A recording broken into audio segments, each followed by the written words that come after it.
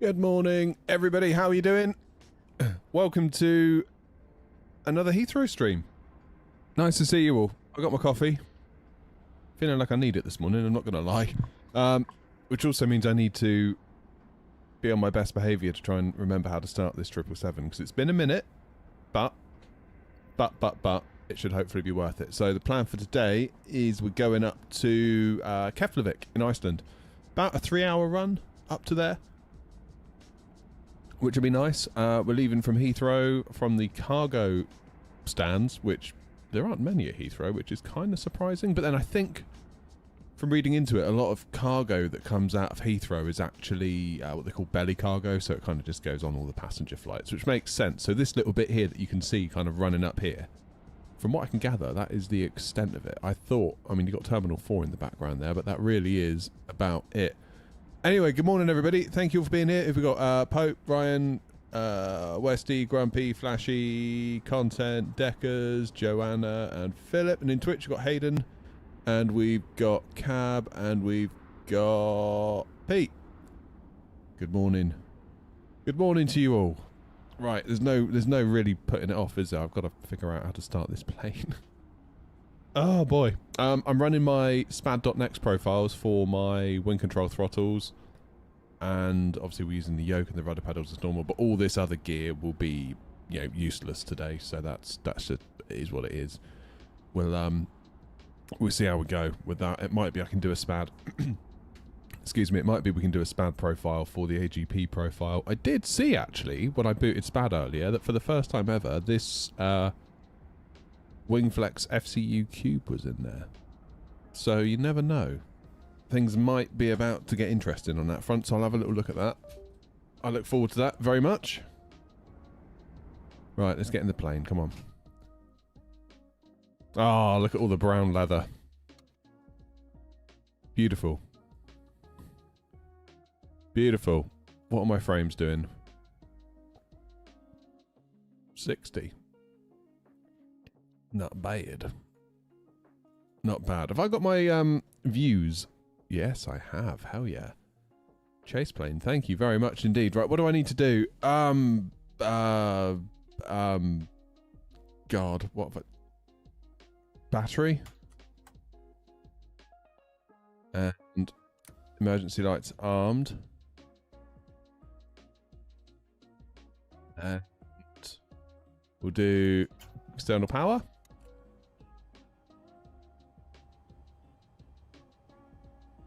You love it, Grumpy. What's the matter with you? Okay, so we've got batteries, APU gen, external power's on. Where's my Adir route? There it is. That would do. Nav lights are already on. Quick light check down the bottom. Strobes are off, taxis are off, runway turn-offs are off, actual lights are off.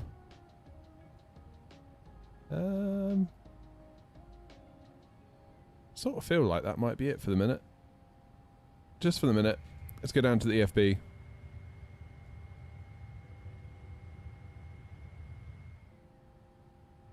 Morning, Aaron.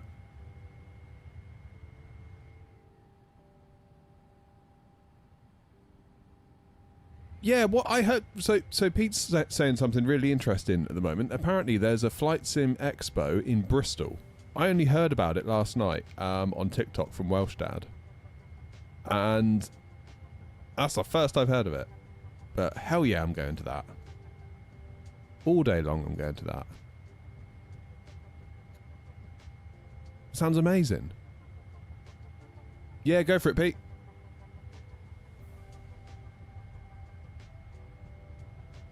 Pete's going to pop a Discord link in. Twitch chat. How cool is that? I mean, to be honest, it's always been like the cost of going to these things that stops me from doing them. Because any which way you slice it, a lot of bloody money, isn't it, to go anywhere? Especially if you're going to go over to America. Like, transatlantic flights are not cheap. Are they? This seems awful dim, even though I've got it on max brightness. FMC. Ah, there it goes. I was going to say, 10th and 11th of October. So where's it being held? I think Welsh Dad said somewhere about where it's being held, but then I was like, is that Aviation Bristol, like where the Concorde is, or is that somewhere else? I was confused. Morning, Chris. And Toby's in as well. Any of you guys in YouTube heard about this UK Flight Sim Expo in Bristol? Obviously, Pete's talking about it. Aerospace Bristol, the museum of... Oh, literally, Pete, I was just there, like... I don't know how many weekends ago. Not many weekends ago. It was when the Women's Six Nations were on. We went up to Bristol. Was it Ashton Gate? To see it, and then we went to see Concorde the next day with the kids. Hell yeah. Who's arranging that then, Pete? Do you know?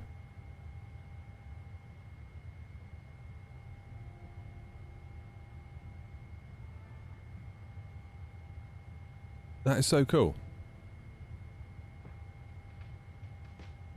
Presumably it will be in the area where the Concorde is. Because when we were in there, obviously the Concorde was in the hangar. And they've done a lovely job of it. It's not like a ropey old hangar. It's like all nicely fitted out. But under where Concorde is, under the wing and just around it, there's basically nothing. So they could do like little booths and all of that around. That could be amazing. That could be such a good venue. The Bristol Flight Sim Group. Hearing some rumours of exhibitors, which is mega. No way, that's so cool.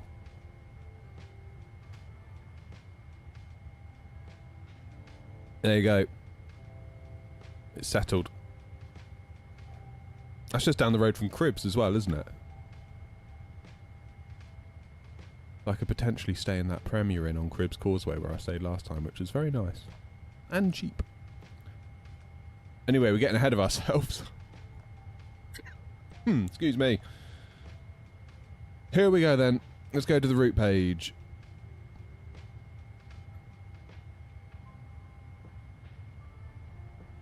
Route request. Sim brief. Heathrow to Iceland. Yeah, that just kind of came out of nowhere. Was it only announced last night? Because it's literally the first time I'd ever heard of it. Was like Welsh Dad just putting up a little TikTok thing. I love Welsh Dad. He's such a good guy. He's a hell of a good bloke.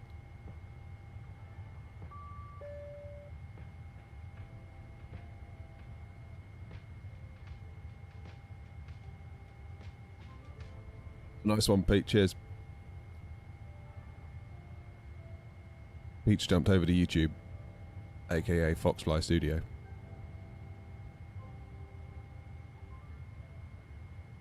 How are we doing for ATC? Because there was tower on when I we got ground and tower, but no ATIS. Really? Let's just do a quick refresh. Okay, so apparently John and someone else are on. Morning, Lee. Lee, have you heard about this? There's a Flight Sim Expo in Bristol, apparently, in October. I'm so up for that.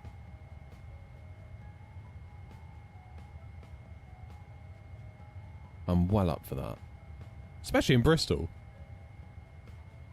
Tower off, ground on. So I'm guessing John was doing the ATIS and now ground has to make a new one.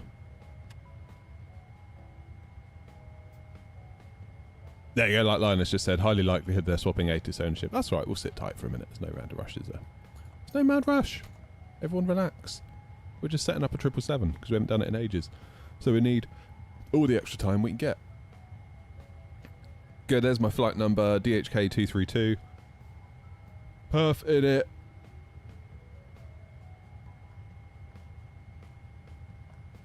Zero fuel weight, which then does that. That's good. Let's bring the tablet over here. I feel like I need to enable vertical sync because I'm getting loads of tearing. You know, isn't it? If I sort of... That's not the stream. I'm seeing that too. VSync. Come on. Try it.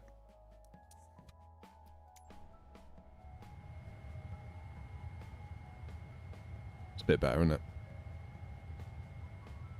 Bit better. Oh, what am I doing? What am I doing? I need takeoff performance stuff. Here we go. Performance tool. Takeoff. ATIS is back. Information Charlie. Arrival 27 left. So we got quite a long taxi actually, haven't we? So presumably it's going to be 27 right for departure. Presumably. I'm going to presume that for now. Surely it will be. Surely it will be. Sim says 1014 and they're saying 1015. Well. Let's put it into proper money. There we go. 1015. Lachlan, how's it going, mate? Oh, I'm so excited for that expo in Bristol. We've all got to go, haven't we? Like, surely if there's one in the UK, we've got to support it because my plan was like, I've had a couple of brands saying like, oh, you're going to be at Expo? If so, come to our booth. Blah blah blah blah blah. It's like I can't go, guys. Like, it's too much money. Like by the time I worked it out, by the time I get over there, fly over there, hotels, food, everything ends up costing more than you think it's going to, and yeah, I mean, it's just going to take such a chunk out of my bank account. I can't really justify it. So, I did say to myself, well, maybe I'll do FS weekend. It's a bit closer, isn't it? You know, flights to Amsterdam aren't as expensive, generally speaking. We could maybe even potentially day trip it if staying overnight becomes a problem. But if it's Bristol, it's like, hell yeah, sign me up, Bristol, let's go. It's like the perfect venue for it as well, like presumably in with the Concorde as well. That'd be amazing. Do I have a link for the SPAD profiles I use for the Phoenix? I don't use it for the Phoenix actually, James. I only use the SPAD profiles for the Boeings. So with the wing control throttles, when it comes to the Phoenix, when it comes to the Innie builds A350, the Aerosoft A340, all that stuff, I just use pretty much as out of the box with Simat Pro. If I want to use the 777, the 737, what have you, I will quit Simat Pro. I will then load SPAD and use my profiles in there just for the 73 and the 777. You have to quit Simat Pro though, in my experience, because it will conflict with SPAD, because you've got two systems trying to tell the throttles and the sim what's going on, and then it just goes like and you get like duplicate spurious input. What you want to do, James, is go to Phoenix's knowledge base. If you do a Google search for like Phoenix wing control throttle knowledge base, you'll see a knowledge base article, and Phoenix have got every single thing you need to map in the control settings to make it work perfectly. If you do that, you'll be in business. And that should carry over more or less to every other, like, you know, Aerosoft TOLIS, Innie builds. You might need to like flip the flaps axis or something, but like other than that, you'll be good. Good. What am I doing? TO2 rating.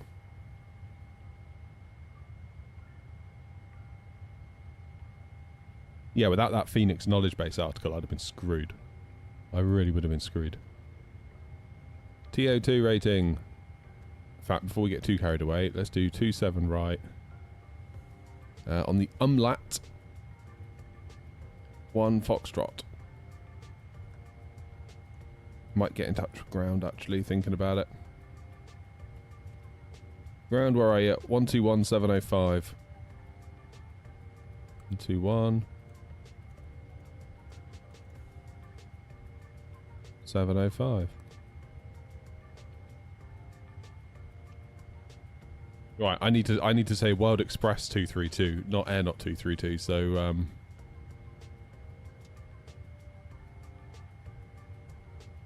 I'm almost certainly going to say Airnaut 232 at some point today. I'm not hearing a lot on Heathrow ground. Is there no one here?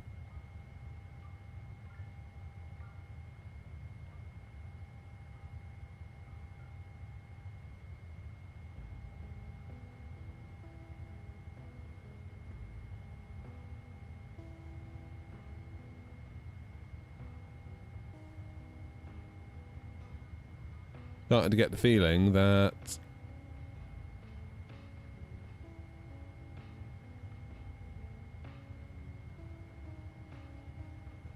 it might be me.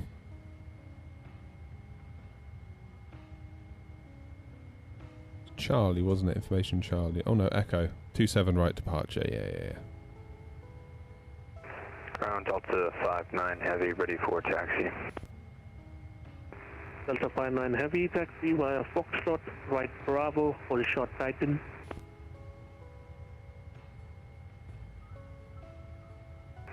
Taxi via Foxtrot, right on Bravo, and can I get the hold short one more time for Delta 59? Philip. Delta 59 Heavy, hold short Titan. Philip, do you want to take this one? Or should I?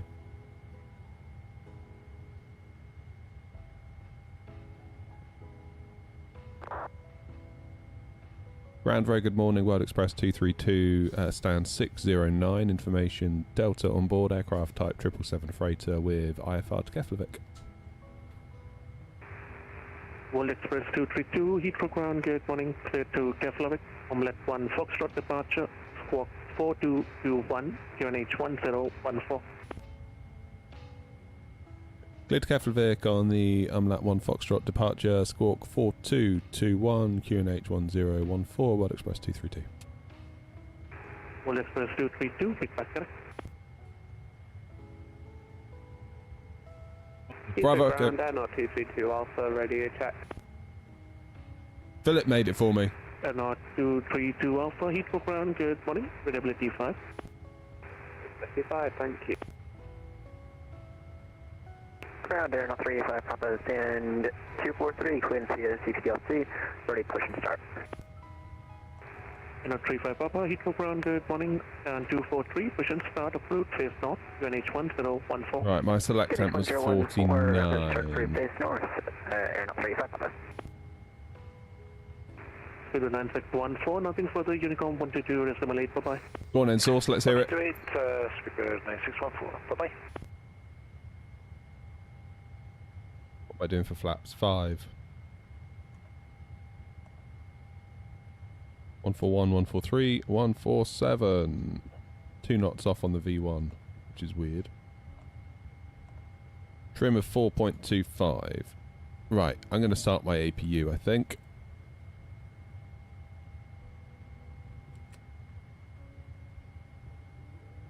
Get that on the go.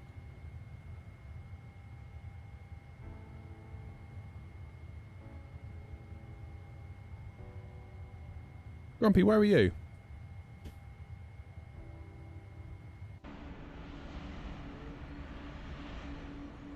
I've got a load of A340s next to me today. What's going on here? 343. 343. All of you are in the incorrect A340. Ah, you lot are up here, I see. Got James. Right. And El Grumpador. Heathrow ground and knots 56 Tango, stand 242, request push and stop. Oh yeah, Source, that's what I'm doing. 56 Tango, Heathrow ground, hello, hold position, I'll call you back. Hold position, 56 Tango.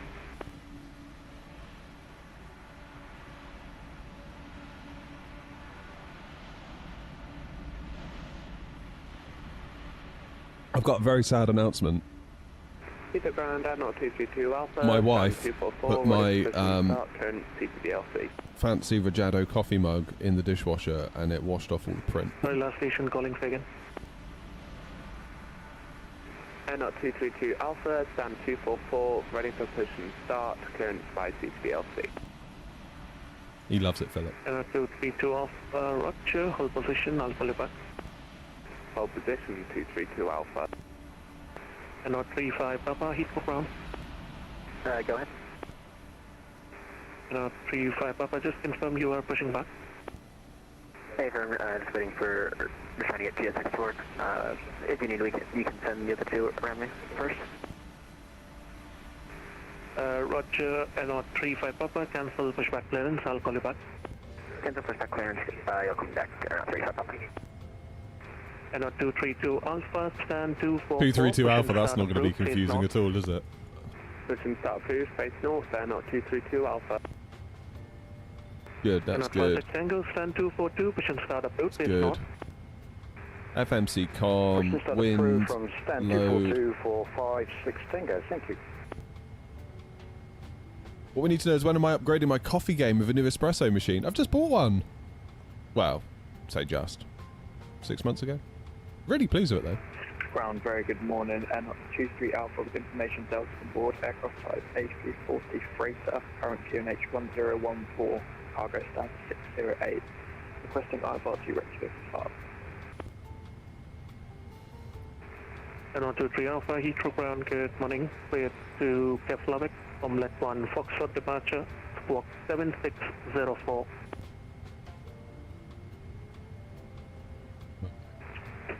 Squawking 7604, apologies, could you just repeat the departure again for NOT23 Alpha? Am I forgetting anything? And 123 Alpha, departure Omelette 1 Foxtrot. I feel like I might be. That 1 Foxtrot departure, squawking 7604, NOT23 Alpha, thank you. And 123 Alpha, read back correct. Delta 59 Heavy, nothing further, Unicom 122.8, bye-bye. Alright, over Unicom 122.8, have a 1 for us here for you. Right, Unicom is running. Not Unicom, APU is running, so we can turn on the cabin utility. Heathrow ground, White Star 901 on the stand 606 with 77. How you doing, John? Cargo, request clearance, IFR clearance to Keflavik. And Darius as well, welcome. White Star 901, Heathrow ground, good morning, clear to Keflavik, Omelette 1 Foxtrot departure. Look at that, we've got Jesus Christ in Twitch chat. 70. Never thought I'd see the day. Clear to Keflavik, Good to know Jesus is a flight sim fan. 1 Foxtrot departure, squawk 6470. White Star. Get the window heat on. You know what, I'm going to get all the pumps on. Read back correct, QNH 1014. Yeah, we don't need the centre ones, do we? Because it's only little.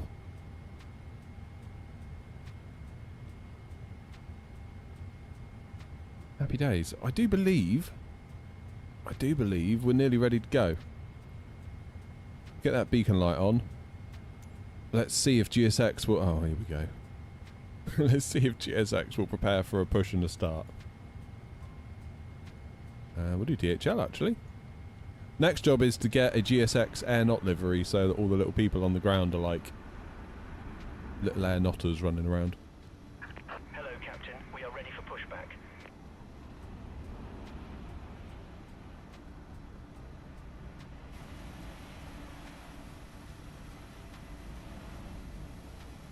What can I say, Joanna? People like to copy my call signs because I'm awesome.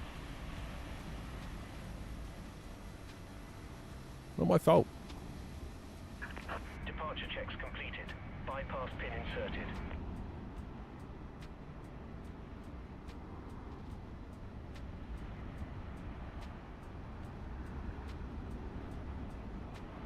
You are, Ryan, really?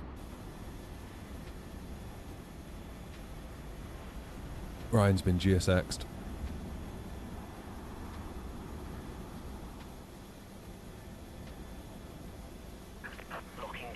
See, coffee machines are such a rabbit hole. That's kind of why I just bought the bean to cup machine, because I was like, I cannot afford to go down this rabbit hole, both in terms of time and financially. And I got a bean to cup machine that is, I'll be the first to admit, it is not going to be the best espresso shot you've ever tasted, but it's good enough. Heathrow ground, good day. Do you know what I mean? Virgin 9er, chill here, that's an 326 is an Airbus A330-300. And I can press a button. Delta, and QNH 1014 on board. I can press a button and walk away. Virgin 9 Juliet, Heathrow ground, good morning. Report your destination. Retrieve in New York. Virgin 9 Juliet, cleared to Okay, New let's York do my JFK, checklists before we get... 3 Foxtrot departure, squawk 0746. 6,000 for the departure. 3 Foxtrot departure, squawk 0746, Virgin 9 Juliet. Virgin 9 Juliet, just confirm Compton 3 Foxtrot departure. Yeah, Compton 3 Foxtrot departure, Virgin 9 Juliet. Virgin 9 Juliet, request correct. Information echo is now current. Runway heading. NO 232 Alpha, ready for taxi. NO 232 Alpha, taxi right on Alpha, hold short Pluto. 268. Alpha, hold short 22, NO 232 Alpha. Is that James? Somebody, if it is, somebody give James a nudge. We don't want any falling asleep here today. This is important business flying to Keflavik. Okay, we've done the altimeter, we've done the heading. That's all done. Let's click normal, go to the next one. Supernumerary signs. Oh, we're freighter, aren't we? But we still need to do them. Where is it? Heathrow Ground 056 Tango, request taxi. Seatbelts. NO 56 Tango, taxi right Bravo, hold short Titan. Taxi. We've done our right, V2 Bravo, speeds, hold we've short done our Titan, heading and our 556. we've done our altitude, our takeoff NO speeds are 35 calculated. Company 321 passes from Done, behind our left to right. trim is Stand 243, start approach 4.25. face north. Return for face north behind departing company 321. Or not 35. Man. Feel like hay fever's coming to kick my ass today. Not 23 Echo Heavy, stand 607, flight A340 300. Information Delta on board, QNH 1014, ready So I'm going to for push back on Alpha 6 Sierra, seconds. probably facing... Oh god, I don't NO know. 232 Echo, Heathrow Ground, hello. Clear to Keflavik, Omelette 1 Foxtrot departure, walk 1070, information echo is current. Go to Keflavik, Umlaut 1 Foxtrot departure, squawk 1070, information echo. Can I ask why you're not flying as your air not livery like I normally do? I just fancy the change, to be NO honest. 23 Echo, request correct. It's nice to shake it up a bit. I worry sometimes that people get too bored if I do. Ground Speedbird 80 Tango, request push and start. Speedbird 80 Tango, stand 239, push and start approved, face north. Push and start approved, face north, Speedbird 80 Tango. What was my squawk? 4, 2, 2, 1. Ground World Express 232, stand 609, ready for push and start. World Express 232, stand 609, push and start approved, facing east. Push and start approved, facing east on Sierra World Express 232. NO 232 Alpha, nothing further, Unicorn 122, decimal 8, bye-bye. Stand 606. NO 232 Alpha, Unicorn 122, decimal 8, bye-bye. 122.8, thanks for the ATC, NO 232 Alpha. Flight 901, say again. Ready for push and start, stand 606. Flight 901, stand 606, push and start approved. Forget you have to do your own ground ops here, don't you? Push and start the processing east, will report when ready for taxi. Commencing push. Hey, here we go. All engines clear. Start at will. What do I do?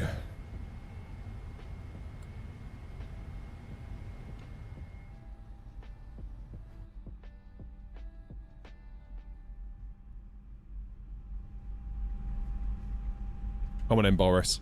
Spoil us with your sounds.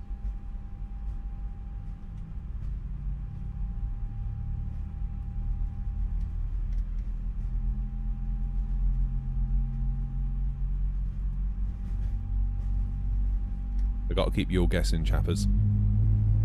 Oh, Juliet, requesting push and listen to that. stand 326. Virgin 9 Juliet, stand 326, push and start approved. Push and start approved, 9 Juliet. You what, mate?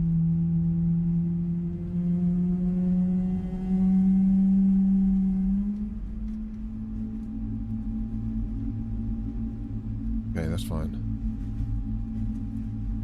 I must not click this start flight down here now. NO 56 Tango, nothing further, Unicorn 122, decimal 8, bye-bye. Because that is how we ended up with a duplicate the other day. Nothing further from Grant, over to Unicom. Thanks for the ATC. 56 Tango. Swan.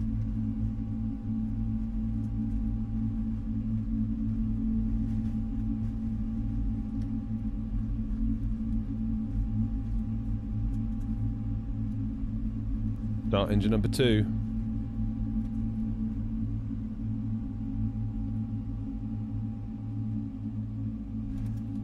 Please set parking brakes.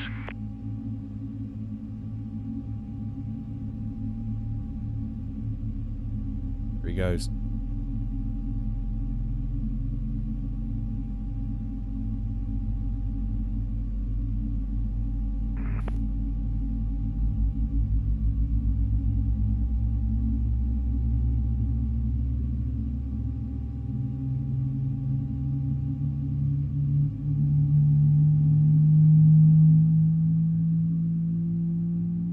Unlocking gear. Heathrow ground, hello, speedbird 27 Lima with information, Delta stand 247, requesting AFRA clearance to New York.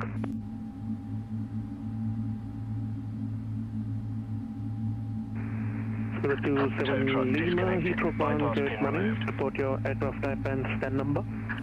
Go for that 5. Aircraft up A380 and stand 247 Lima. Spirit 27 Lima, cleared to JFK, Compton 3 Foxtrot departure, squawk 0545. Clear to destination via Charlie Papa Tango 3 Foxtrot departure and squawk 0545, speedbird 27 Lima. Speedbird 27 Lima, read back correct, QNH 1014. QNH 1014, speedbird 27 Lima. Taxi lights on. And ground, Aeronaut 35 Papa Heavy, ready for taxi. Aeronaut 35 Papa, taxi, right Bravo, section right Alpha, hold short Pluto. Right Alpha, hold short Pluto, Aeronaut 35 Papa. Ground, speedbird 80 Tango, ready for taxi. Speedbird 80 Alright, Tango, that's taxi, good. right Alpha, hold Auto short brake. Pluto. Right Alpha, hold Auto short brake set. Pluto, speedbird 80 Tango. Check my flight controls, because that would be very sad, wouldn't it? Ground, low Cafe 255 Heavy on Alpha. Full left, full right, or full left rather, that. Full right, full back, Cathay full forward. 255, Heathrow ground, hello. Taxi, Those are Echo, working. left on Bravo, right Foxtrot, stand 342. Jolly good. Echo Bravo Foxtrot, stand 342. Ground Cafe equipment. 255 Heavy.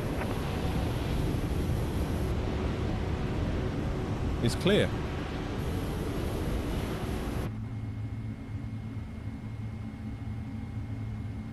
Before taxi, checklist complete. Before takeoff checklist, also complete. 901 ready for taxi.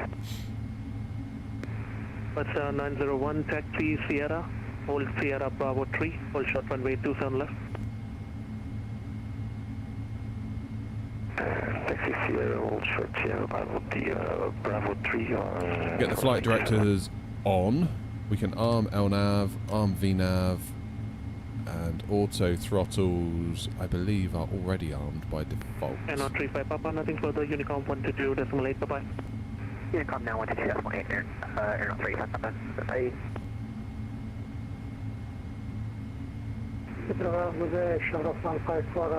Turn off the APU now. I feel like we're okay. Shamrock 154, Heathrow ground, good morning, taxi, second right on Bravo, stand 221 right. Second right on Bravo, stand 221 right, Shamrock 154. Dave, cheap flights, nice. Requesting taxi. Position 9 Juliet, right Bravo, hold short Titan. Right Bravo, hold short Titan, 9 Juliet. World Express 232, ready for taxi. World Express 232, taxi Sierra, hold Sierra Bravo 3, hold short runway 27 left. Taxi, hold short Sierra Bravo 3, 27 left, World Express 232. Where am I going then? Grounds behind the Arctic Express, not 23 Alpha, cargo stand 608, requesting push start. Going now over to here. 23 Alpha, after the company Boeing 777 passes from behind right to left, stand 608, position start approved, facing east. Position approved facing east after the company 777 has passed from right to left, and up to 3 Alpha. Speedbird 80 Tango, nothing further, Unicom 122.8, bye-bye. 122.8, Speedbird 80 Tango, thank you.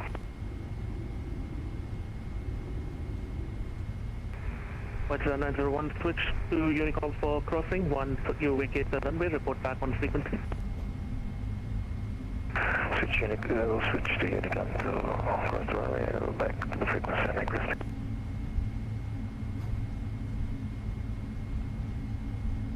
I can already feel on the taxi that the rudders feel like I'm on ice skates.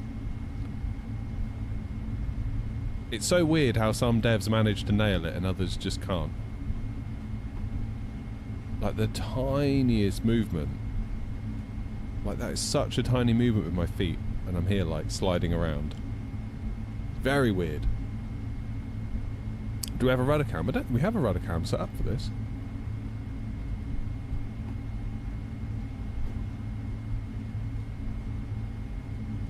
So I'm kind of cheating a little bit. This obviously we're flying as DHL, but we are flying for Air Not on New Sky, and we're also doing the third leg of the Heathrow Hoppers tour.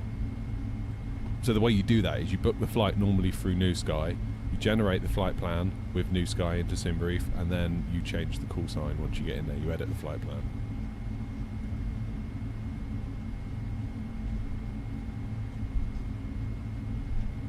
I mean, Source King, if you try like the Phoenix or even like the Anybuilds aircraft, they don't slide around like the PMDGs do on the ground. It really does feel like you're on ice skates.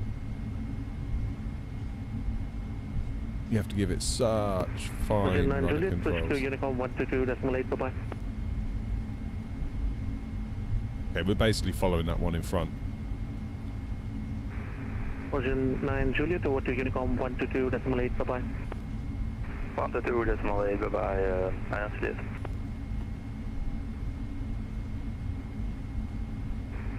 Hold at first 232, contact Unicom 122.8 for crossing. Once you vacate the runway, report back. Roger, Unicom for crossing the runway, then we will report back once crossed. World Express 232.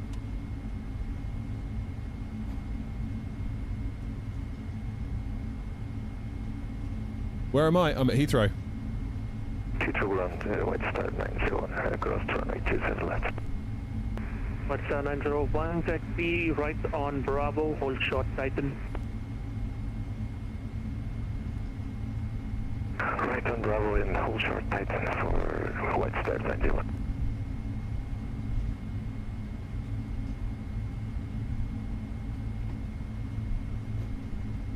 East Mids is cool. I like a bit of East Mids.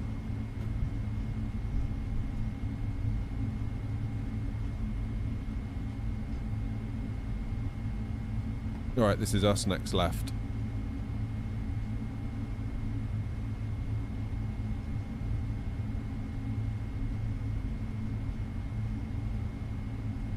And I need to cross on Unicom.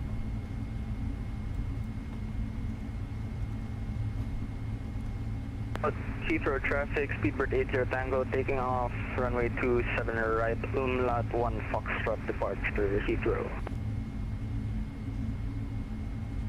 Yeah, I guess the controller doesn't have rights to tell us what to do when crossing a runway.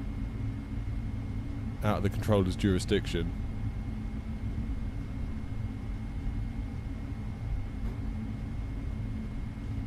No, I've never been to Mallorca.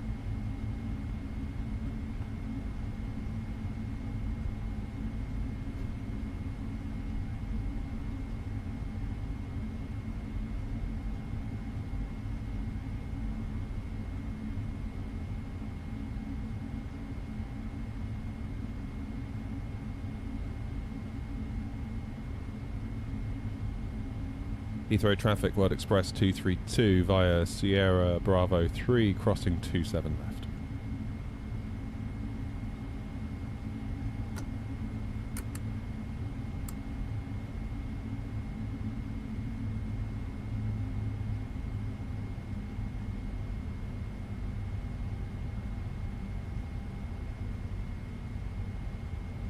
Persian 9 Juliet, lining up and taking off runway 27 right via the Sierra Papa Tango 3 Foxtrot departure. Let's not hang around. Bird 80 Tango, airborne 1500, umlaut 1 Foxtrot departure. We'll climb straight to 380, flight level 380, Heathrow.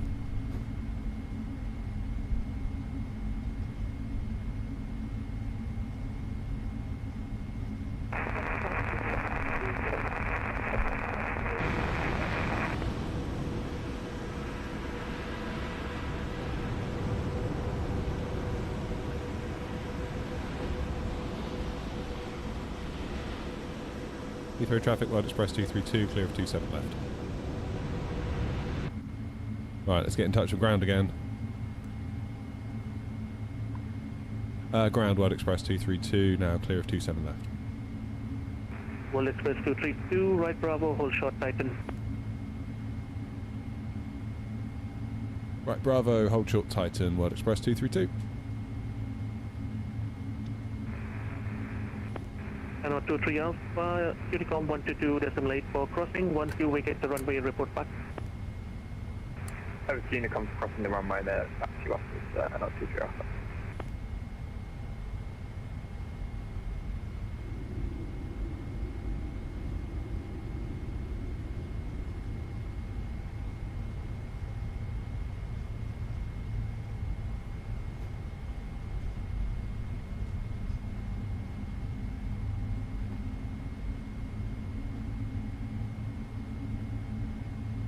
Where's Titan? Titan is up.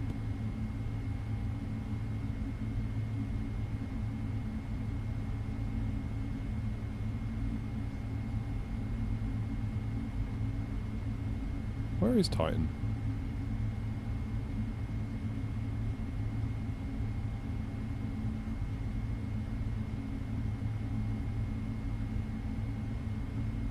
Oh, I see. I got it. Don't worry. I know where I'm going.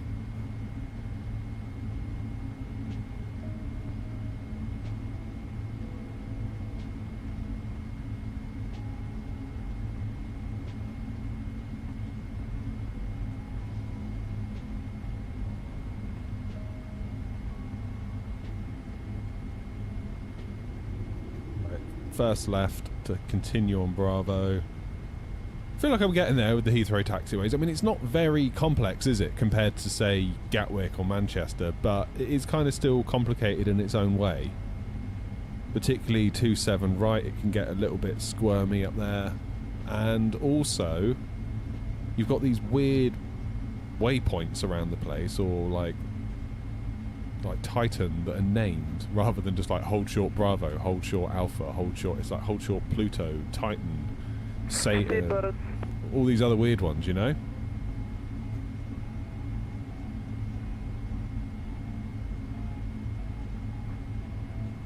But you do kind of have to keep your wits about you. Speedbird 27 Lima, stand Right, 247. Fourth right. Morning, Murray. How you doing, man? Spirit 24 Lima, stand 247, push and start approach is north. Push and start approach is north, Speedbird 27 Lima. Ground, and at Heathrow Alpha has crossed to the left and is holding November Bravo. Beautiful. And 23 Alpha, taxi right How you doing, Bravo, Chef? hold short Titan. Right Bravo, hold short Titan, and at Heathrow Alpha. ADHL's cool. I don't really have a favourite airline. Not massively. N23 Echo Heavy, request taxi. And 23 Echo Heavy, taxi Sierra, hold Sierra Bravo 3, hold short runway 27 left. Taxi Sierra, hold short 27 left via Sierra Bravo 3, N23 Echo. World Express 232, nothing further, Unicom 122.8, bye-bye. Over to Unicom, thank you for the help, World Express 232.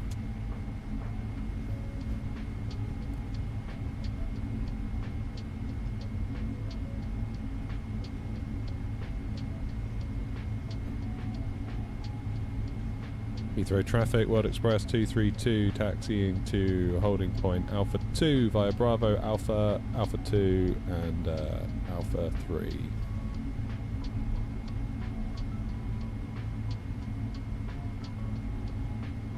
BA, I mean, to be honest, Ryan, you listen to a lot of like travel YouTubers, they all hate BA. It's like, it's really gone downhill, it seems.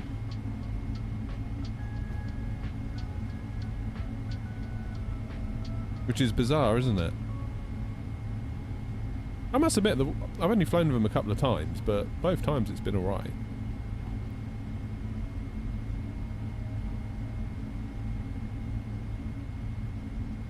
Heathrow traffic, White Star 901, will depart tickets taking off runway 27 right, climbing by C2 1 Foxtrot to flight level 400.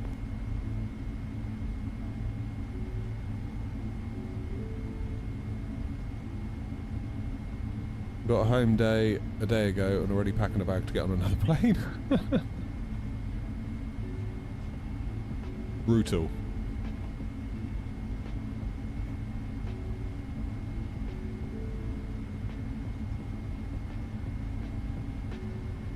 Yes, traffic is 59 going around. Heathrow traffic.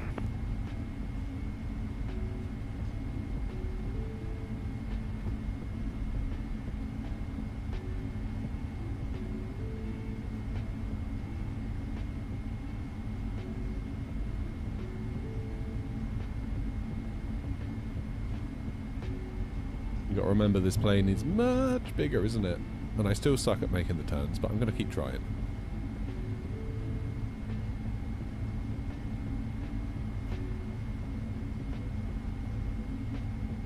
Luton traffic with those plan for 882.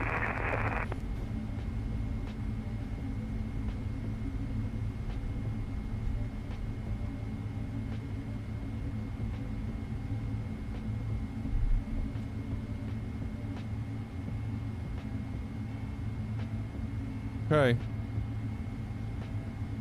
Heathrow traffic via Alpha 2, World Express 232, lining up 27 right. Heathrow traffic, and I'll keep Alpha taxiing to Alpha 2 via Iton, 21. Start the clock.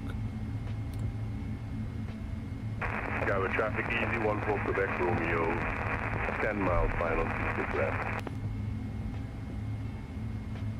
Getting a traffic alert here. That's weird. It seemed to think somebody was on short final.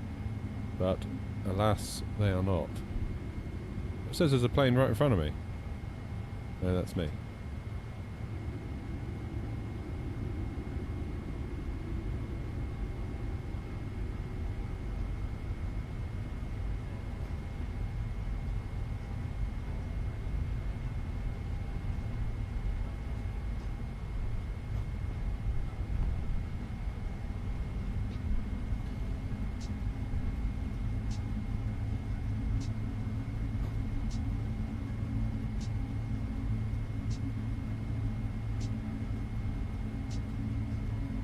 Heathrow traffic, World Express 232 taking off 27 right on the Umlaut 1 Foxtrot departure, Heathrow.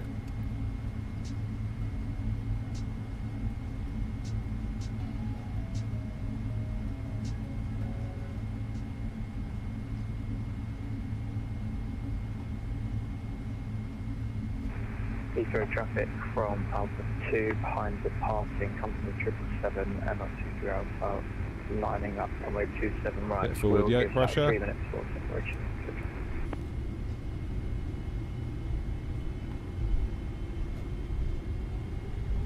Heathrow traffic and on 23 Echo crossing 27 west on Press set. Bravo 3. Heathrow traffic.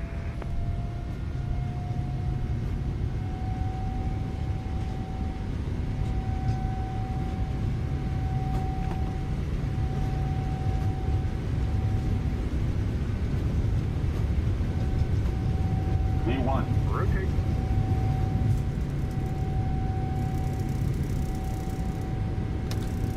It's easy. Positive rate. Positive rate. Gear up. Up you go, thank you.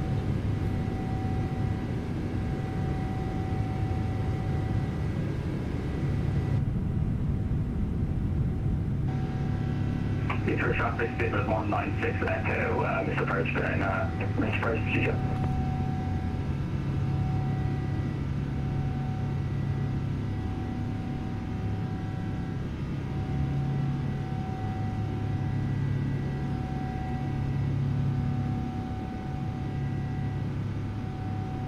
It's a really weird camera angle. It makes you feel like you're steeper than you are.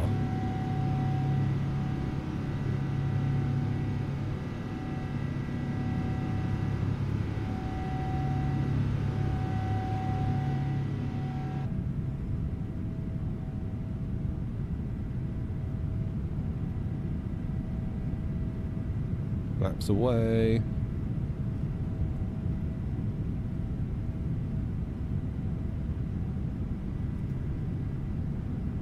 Heathrow traffic, World Express 232, airborne out of 27 right, I'm lap 1 Foxtrot, passing 3,500 Heathrow.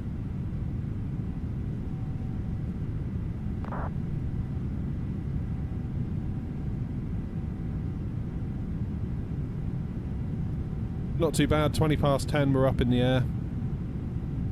Let's trim the plane down a bit.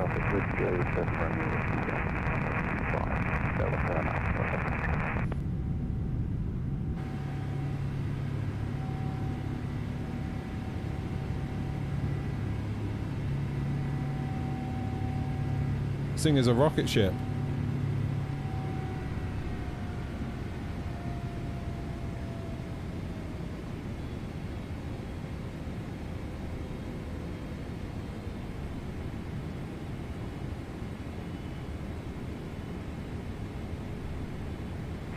Heathrow traffic from runway 27 right, and 23 Alpha taking off from that one Foxtrot departure. Heathrow traffic. Make the turn.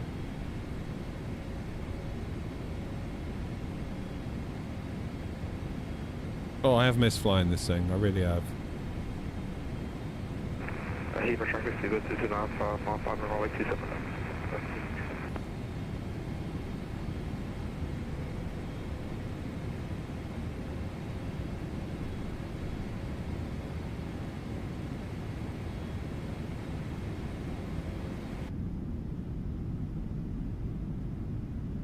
Heathrow traffic, not 23 Echo Heavy, lining up 27 right behind departing, A340, Heathrow traffic. It's amazing, isn't it, how long just anything takes to do on Flight Sim, because if you consider we went live almost an hour ago.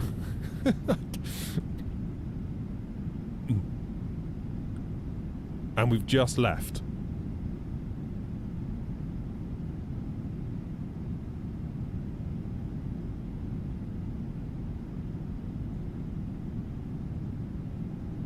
Okay, we're keeping around 6,000 feet at the minute. I think it might be time for a bit of the old autopilot at this point, actually. There we go, who's that? Under control, 121, 127, 105.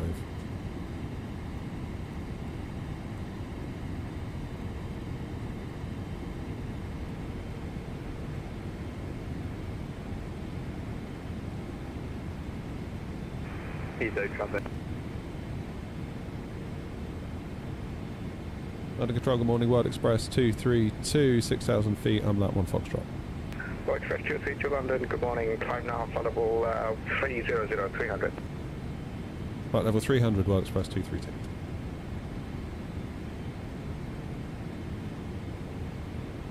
Good job I didn't just do a flight change.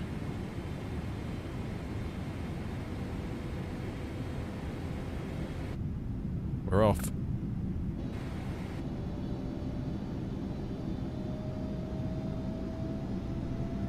London Control, White Star 901, rising flight level 211, climbing to 4,000 feet inbound, open. Standard pressure. White Star 901 London, good morning, climb flight level 400. Climb flight level 400 for White Star 901. London Control run 14 kilo Delta, passing through flight level 140 inbound estimate. London 4 kilo Delta, London, good morning, Squawk. So what's going on, London Control? 1255. Squawk 1255, London 4 kilo Delta. See. I didn't even realise they were online. That's my bad. I was too busy flying the plane. London, good morning. NR 23 Alpha, currently with you 6 miles. NR 23 Alpha, London Control, good morning to you. Climb now, flight level 190. 5190, NR 23 Alpha. London Control, good morning. Visa 7 X-ray November, Luton A321 Neo. 10,000 feet. That's clearance to Bratislava. Visa 7 X-ray November, London, good morning to you. Cleared Bratislava. Lights off. Match 3 Yankee departure, runway 25, squawk 2031. Match 3 Yankee 25, 2031, Visa 7 X-ray November. Feedback is correct. Luton QNH 1013, information Alpha just coming up momentarily.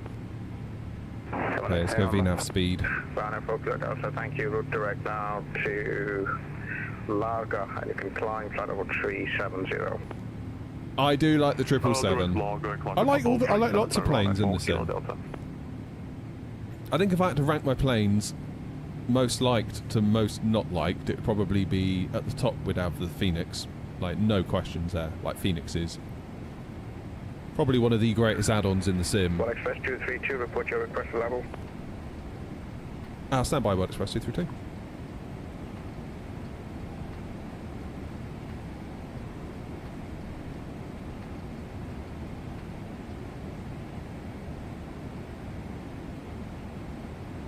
Going on here?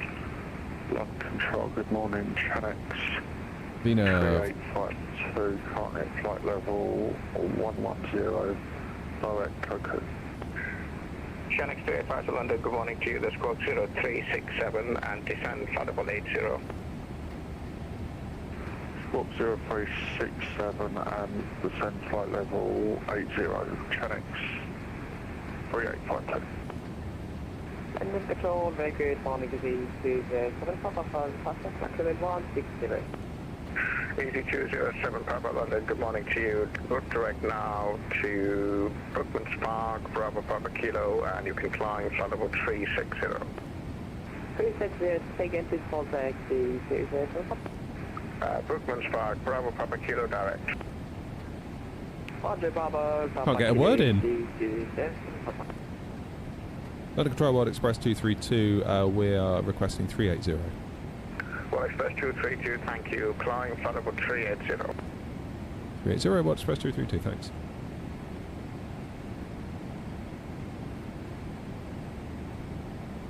There we go, straight to cruise. Thank you. You can expect redirecting for the RLS runway 25. Turn left heading 180 degrees. You're near me, nice. Where are you? What's your flight number? 180 degrees, Chanex 2852. Select 5 to the hotel.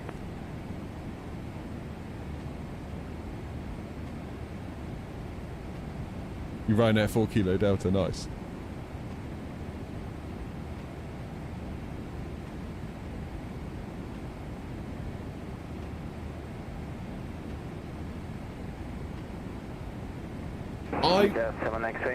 I love the 777, alright? It's Information Alpha just come up now. You can verify that, and push and start is approved. I think We will take that push up. I kind of enjoy. I love the 777, particularly the freighter. Okay, but there's something I enjoy about the 7.3 in that it's more of a manual flight experience. Report your request level. Flight level 400, please. And that's it. That's such a stark contrast to the 320. Climb flight level 340, Look at those contrails. Ryanair Fokker Delta, monitor advisory on 122.8, goodbye. Hey, it's Ryanair again. 122.8, bye-bye, Ryanair Fokker Delta. Hi, Ryanair.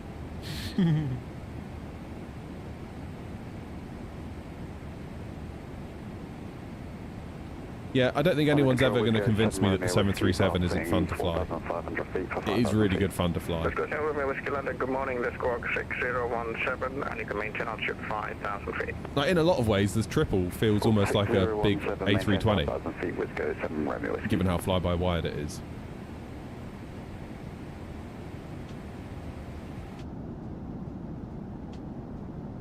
Just had a thought. Chanex 3852, resume on navigation direct to fit me. What's my thing doing? Yeah, as I thought.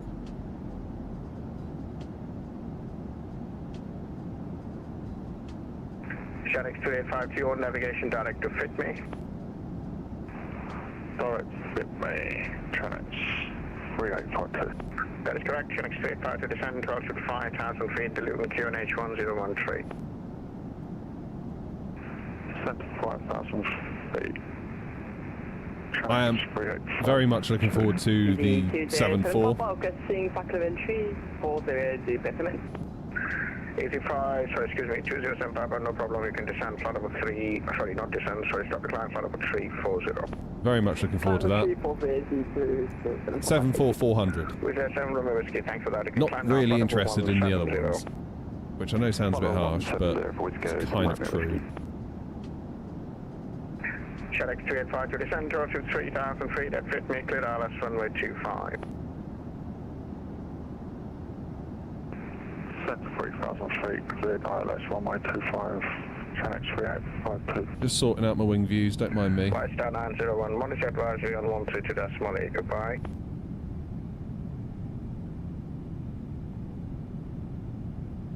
Wasn't for me, was it? Flight star 901, monitor advisory 1228, bye. No, it was not. Flight star 901, London. Wait 10, can you... AFM, monitor advisory 122.8. 40 uniforms, 122.8. Station Groningen, you have a step on second. That's looking pretty good, I'd say. Morning 42 uniform, London control, good morning to you, Roger. You can squawk 0366. Squawk 0366, shooting uniform. And 023 Alpha, climb flight level 400. Climb 400. Such a stubby looking plane compared to the 300, isn't it? 7 X-ray November, request taxi. We don't have a new layout and we will request backtrack. With the 7 X-ray November, that's all understood. Taxi to hold Alpha 1, runway 25 via Delta and Alpha. Delta Alpha to Alpha 1 with the 7 X-ray November. Let's go 7 Romeo Whiskey, direct Southampton and monitor advisory 122.8, bye-bye. Direct Southampton, over advisory, let's go 7 Romeo. I've said it once, and I'll say it again. We really need a Phoenix A330 once all these Neos are sorted out, don't we? London, sorry, second your call sign one more time. Axiom... Desperately. Axiom 653 London, good morning. Route direct now to Mogley. Direct to Mogley, thank you, Axiom 653. I must admit, I am tempted to pick up the 772 at some point, Ryan. 777-200, TFDI ND11 and the iFly are kind of my three thinking about it at the moment, if you know what I mean. Welling 40 uniform, thanks for direct now to CTAT. The headwind A330 is pretty good.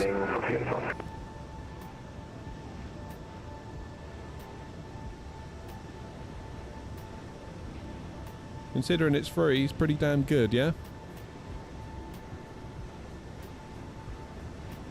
Yeah, decent Airbus freighter, Joanna, would be very nice. Shanix 385, fit me, clear ILS 25. Clear ILS 25, Shanix 385. I only use chase plane, D. What's my favourite airplane? In the sim, the Phoenix. Is that East Mids down there? It is, isn't it? Yeah, because we're going over Elvos, and Elvos is an arrival into East Mids. You can see that where the cargo stuff is.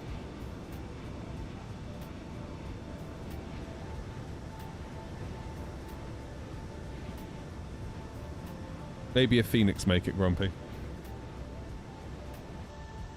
I'll be keen to see that rhodium coat thing. 32, you'll leave a match best very shortly, monitor advisory 122.8, bye-bye. Advisory 122.8, thanks for the help, World Express 232. Domax 5, Zulu Hotel, London.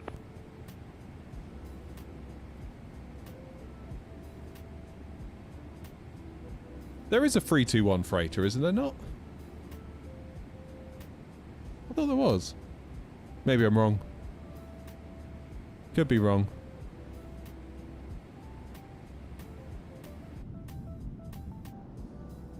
Could be wrong. Probably am wrong.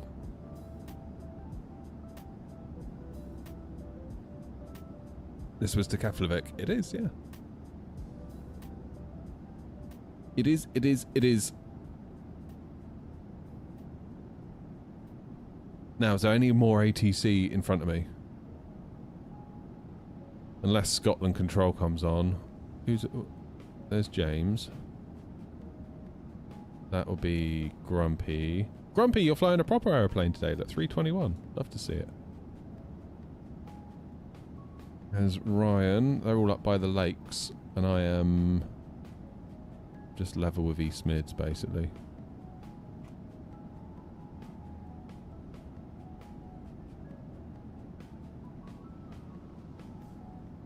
I wonder when we're going to get a Aerosoft update.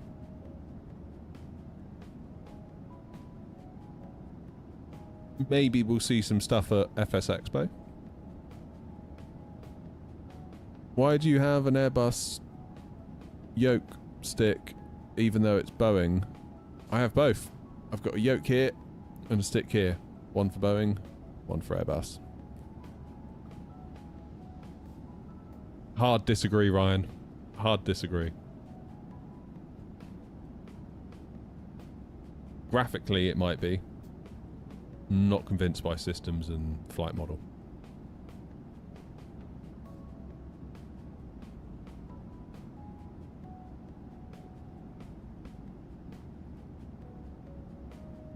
Morning, Joseph.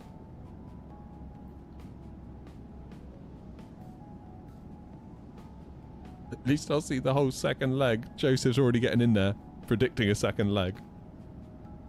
Nice try, Joseph. Not falling for that one, mate.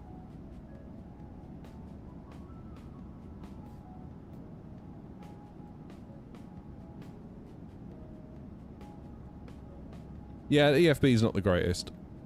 It's a shame, really, that there can't be like a universal EFB that all plane devs use, you know? Like if Asobo provided something that was genuinely good enough, such that it could span across all, and maybe the devs could make custom pages if they want to add their own stuff, but it would all feel the same. Maybe the second leg wouldn't be too bad. Yeah, you lot would keep me here all bloody night if I left it up to you. It would never end.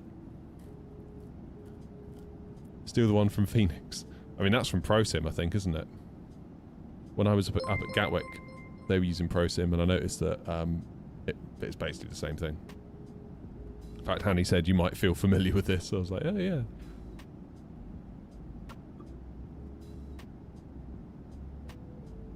Yeah, the EFB isn't great. The textures and the 3D model on the 346 could be a hell of a lot better.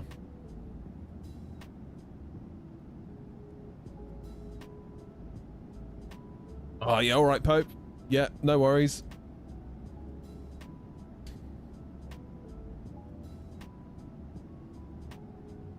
No problems at all.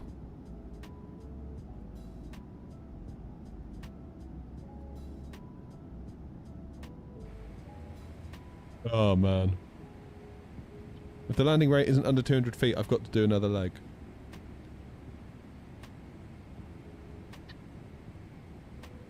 Oh, my God. Oh, my God. What's my life become? Just sitting here getting, like, virtual bullied into second legs by you lot.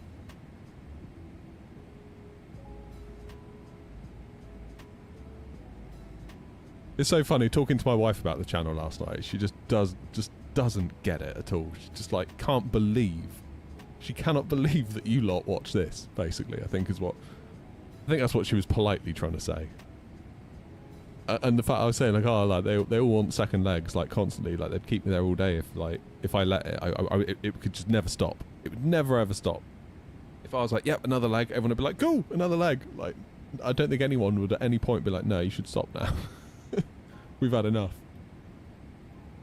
She's like, she just couldn't weigh it up at all. Just like, I can't get my head around that. Manchester traffic, Shamrock 2 Echo Mike, follow established ILS 23 right, 8. We all struggle with the concept. I mean, maybe not a great idea for me to say this, but I'm surprised you all watch this as well. I'm incredibly grateful that you do, but at the same time, I'm like, why do they? Thank God that you do. Otherwise, we wouldn't have a channel here, would we?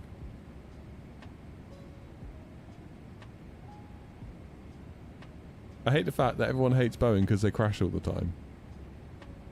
Well, that one kind of answers itself, really, doesn't it?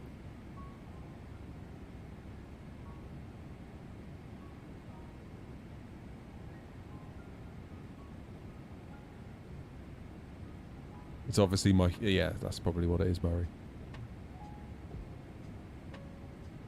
Yeah.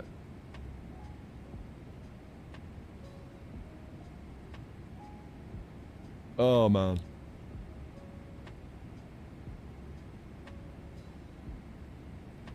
What a time. What a time to be alive.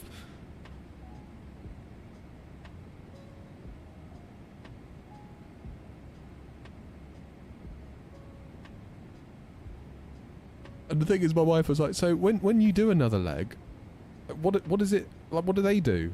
I was like, well, the ones generally asking for another leg will fly with me on VATSIM. So she's like, what, so they just follow you? I was like, yeah. And they're like, and that's it. I was like, well, I guess.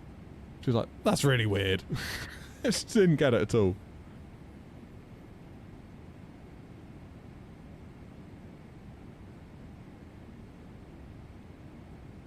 Nice one, Ross. Oh, you should have said you were me. You should have done a wing control on me. Whoever that bastard was that did that. Unbelievable. I did tell you about that, didn't I? So the whole reason I got to know wing control, because they DM'd me on Instagram being like, you haven't responded to our emails. Could you check your junk? And I was like, what are you on about? I haven't emailed you. Or they said, oh, we replied to your email, but you haven't emailed back or something. I was like, I never emailed you. And they called me this weird name in the message. Like, rather than saying, hi, David, it was like, hi...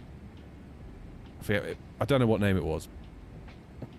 And I was like, well, I'm not that person's name. I'm David. I run the Air Not channel, and I haven't emailed you.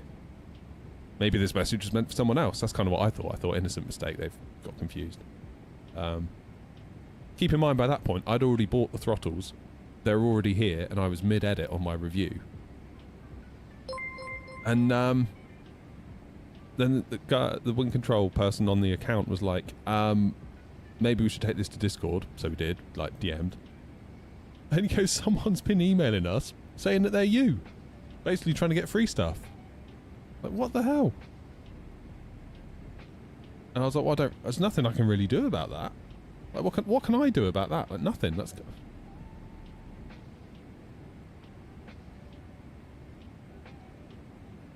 But other than, like, brands having to be on their toes and not just taking someone's word for it. Show me the emails. It's like being like all friendly, like, hi, yeah, I run this channel, little link, love to work with you guys, blah, blah, blah. Like, basically trying to get a free bit of kit out of them, and then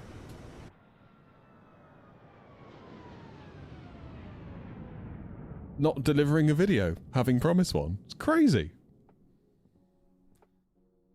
I mean, afterwards, when I thought about it, I was like, wow, that's actually quite clever. I would never have thought to have done that. Imagine like if I was to email Nvidia and be like, oh, hi, I'm Jay's 2 cents. Could you just pop a 5090 in the post for us?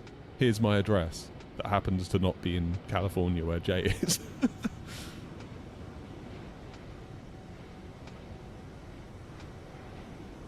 But yeah, I got super freaked out for a minute. Like, I was like, because you feel powerless. It's like, what can I can't stop anyone doing that. There's nothing I can do, is there? Like, in the same way that I could, you know, I could pretend to be other flight sim YouTubers and be like, you know, maybe try and get in with a brand that I'm not big enough yet to work with or something, you know, that sort of thing. Like, try and cheat my way in. But yeah, I said to my wife, I was like, what the hell can I do about this? There's nothing I can do about it. You feel sort of powerless. It's a horrible feeling. Yeah, Jerry, see, I told you, you should have replied to him. You'd have got a free... you'd have got something out of it. But no. You couldn't be bothered, could you?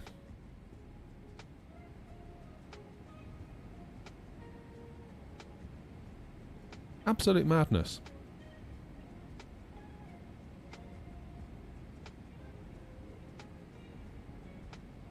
Yeah, that's probably... Yeah, save it, Ross. Save it for when the actual big ticket stuff comes out, I would.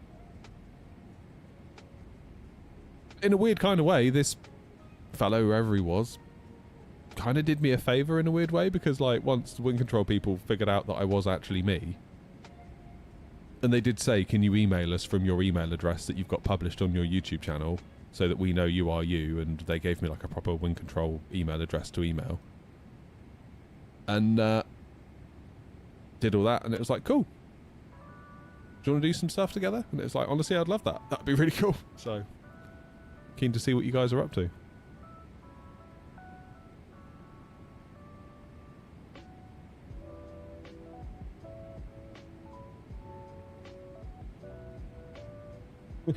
Received an email for like 20 different air knots.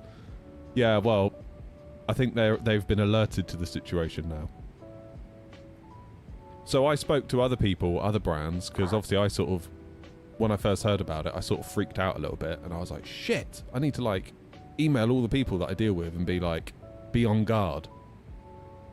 And a couple of them from different companies emailed back being like, don't worry about it, get it all the time. Like, it's surprisingly very common. Like, very, very common, to the point where we've had to develop internal processes to verify that creators are actually creators when they reach out to us. If we reach out to a creator, so one of them said to me, like, if it's us doing the reaching out, then obviously that's already on us. Like, we've probably gone to the YouTube channel, gone to the little about tab, found the email address, wrote a nice little email, and it's like, fine, we'll send you some stuff because we know you are who you are because we emailed you. But if it comes from the other direction, if it's a creator basically being like, hey, how about some, you know, review units or whatever, then they've got processes built in to ensure that that creator actually is the creator they're claiming to be. So the fact that those processes exist probably is testament to how much of a problem it is. But it's just not something that I even considered. Alberpino, how are you, mate?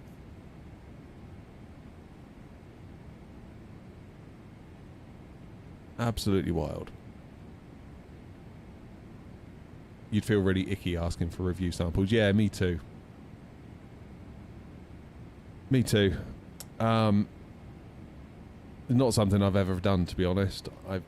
Anything that you see on this channel is a result of a brand emailing. And I've gone, yeah, right, I'll have a look.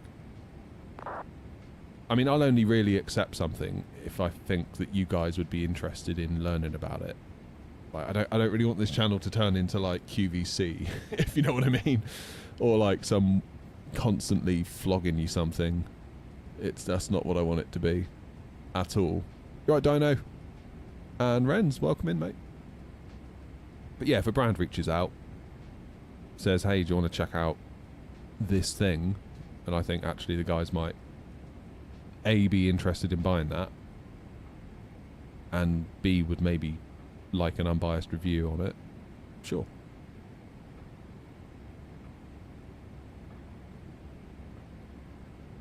But yeah, like, just reaching out to a brand being like, hey, can I have some free stuff? It's like, ugh, I do not like that.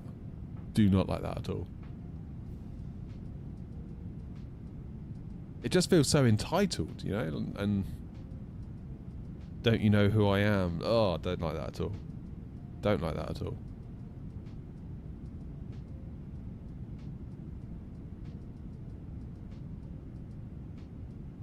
Don't like it. Feel like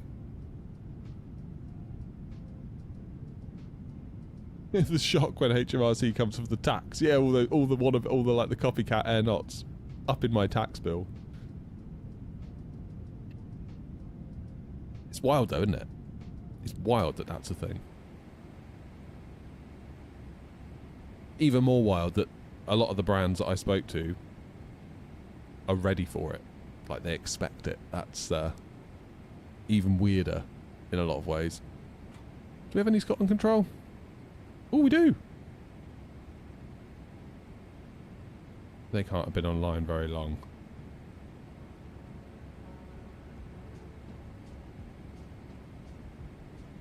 They've been online for 2 minutes. 125 680. 25 680. 125 680.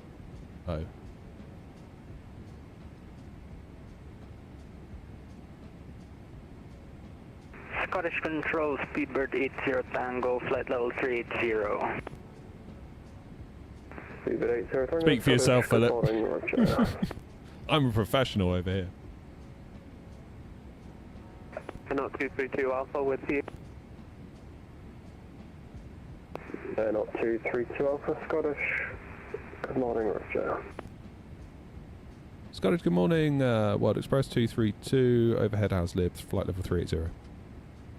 Wild Express 232, Scottish, good morning, Roger.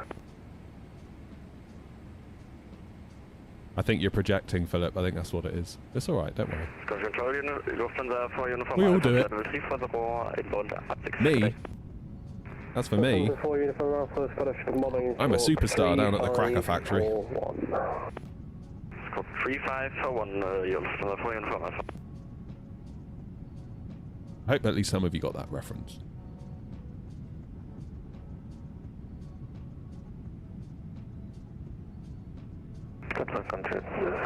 Now, do you think this controller's going to let me make a cup of coffee or not? White Star 901, Scottish, good morning, Roger.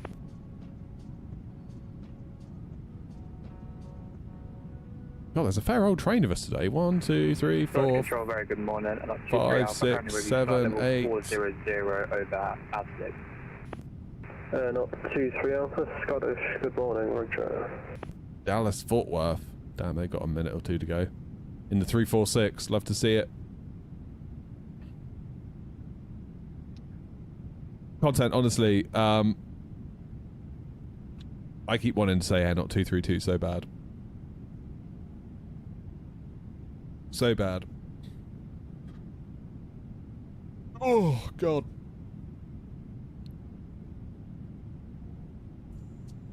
Oh, clean this today. Never miss a Simpsons reference. There you go. Chappers gets it. Oh, man, my kids are watching Simpsons at the minute. 5987 inbound B, tax straight up.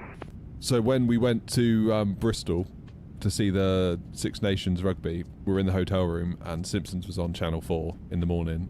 And obviously I put it on. I was like, oh yeah, Simpsons. And they were like, what's this? I was like, shame on you. Watch it. And they were like, oh, it's actually really good. I was like, I know.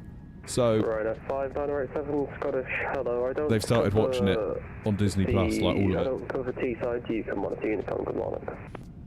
Unicom 5987.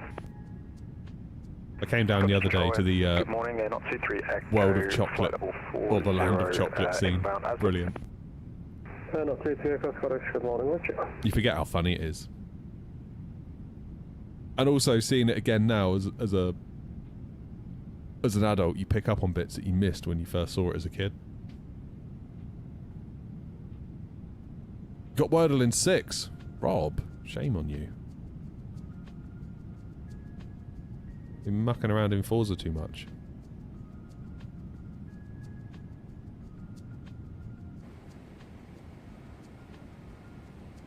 I'll have to have a go at Wordle in a minute. Is that me? Yeah, that's me there. God, we've got ages with this controller. Ages and ages.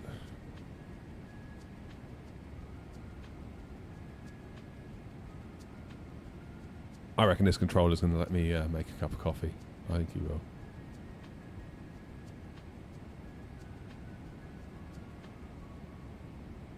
Scottish Control, KM 609 requesting off cockpit for 30 minutes. KM 609, that is approved, report back. Roger, we report back, KM 609.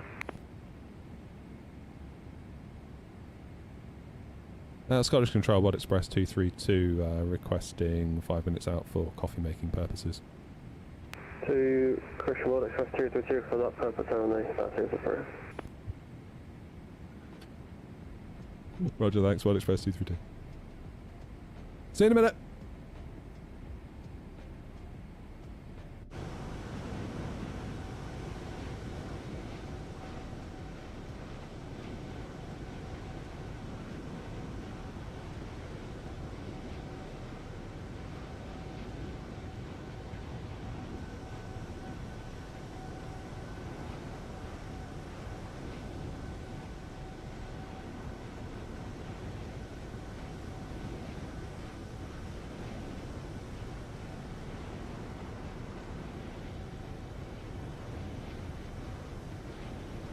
Scottish Control, good morning, this is Tuesday, so it's not off documentary for the way direct better. Easy 207 Papa Scottish, good morning, expect vectors for the ILS runway 25 at Boulder Grove. Expect vector for the Shepherd 24, Station 25, easy Tuesday, so it's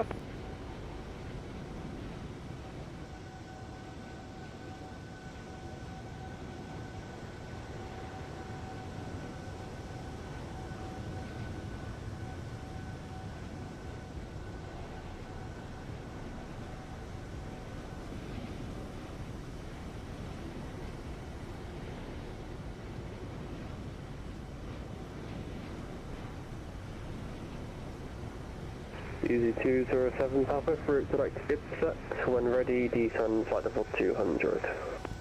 X and when ready, descend 200, please, Tuesday, 25.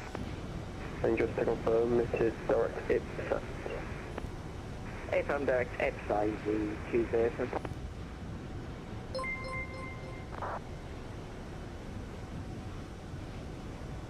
Scottish Patrol, good afternoon. Easy 18 Yankee Zulu radio check. Easy 18 Yankee Zulu, Scottish, good morning, readability 5.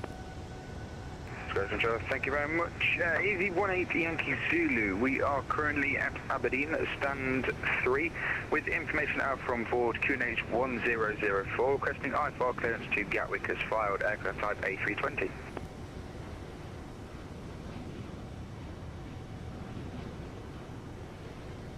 Easy 18 Yankee Zulu, Scottish, Roger, clearance is to Gatwick via Papa 18, initial climb flight level 110, squawk 3375.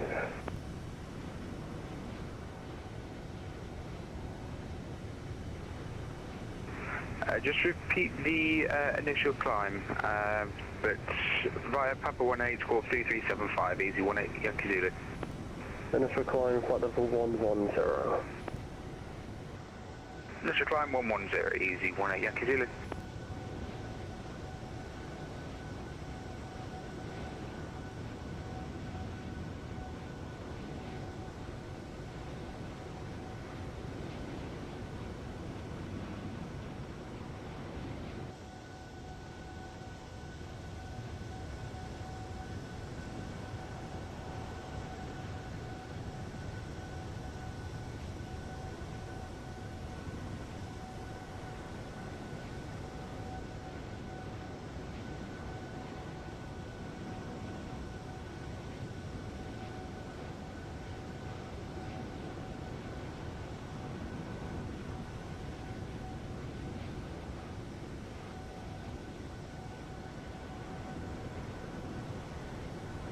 Flight Express 232, back in the cockpit. Flight Express 232, welcome back.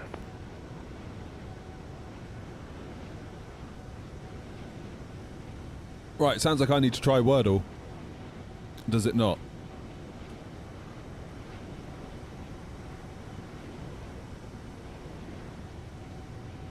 And see if we can beat Rob's 6. 6. First control, can you just confirm the SID for Easy 18 Yankee Zulu, please? Easy 18 Yankee Zulu. Aberdeen doesn't have any SID, so it is an airway clearance, and then you get given an after departure instruction. Right, let's go for train. Okay, A firm.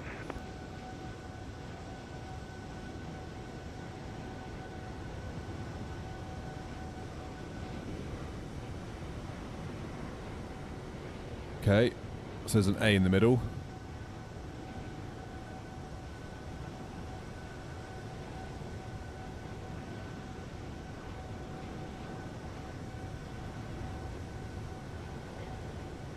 What about charm? Ooh. Sharp.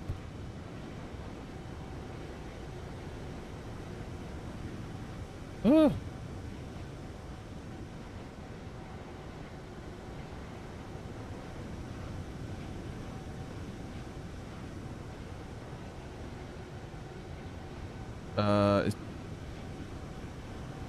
Not 232 Alpha, coming at 5 minutes out of cockpit. Not 232 Alpha, that is approved, report back. Okay. Bloody laziness on show today from these pilots, honestly. Would that be? Or Wharf? Would it be Wharf?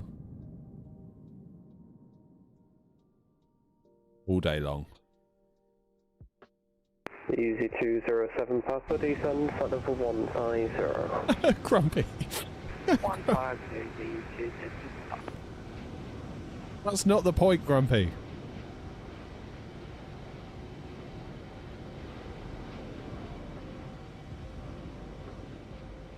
Yeah, odds on James not reporting back.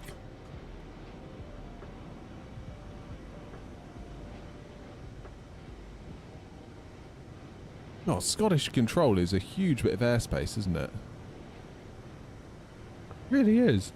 Like, when are we going to get out of this airspace? Ballix is when it ends. And what time are we getting to Ballix? What a load of Ballix. Right, grow up.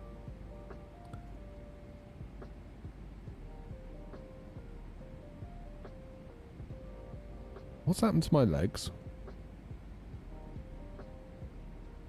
It's because I haven't done a thing. Why does it not tell me how long it is? Right, arrivals. Let's plan our arrival, actually. Because it had me down for 19, but I'm convinced that 01 is probably going to be the play now. And we'll take the Balsu 4 November. 232 Alpha, back in cockpit. Not 232 Alpha, Scottish, welcome back.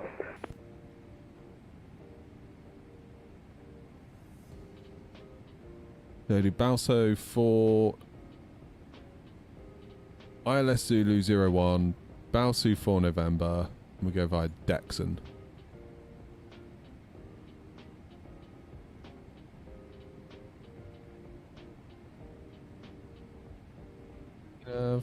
Cruise out. When do it want us to do the step? November 4 Uniform Alpha, to short stay with me, you can monitor Unicom, good morning. Monitor Unicom, Lufthansa 4 Uniform Alpha. It wants us to go to 400 in 170 miles.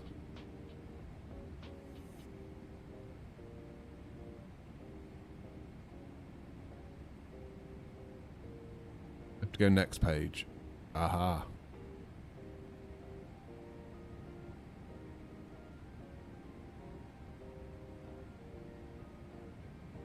$10:32.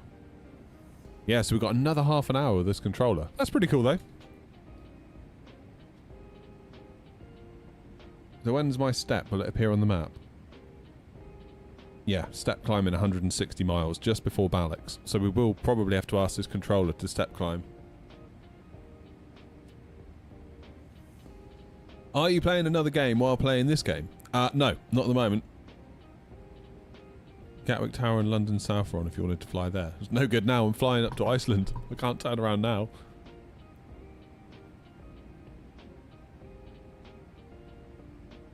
Although I have been thinking about ways in which we could play another game. I don't know if you guys would like that. Easy 207 Papa descend flight level 140, leave exit on a heading of 340 degrees. Like, I can't help but notice there's a new Halo game coming out pretty soon.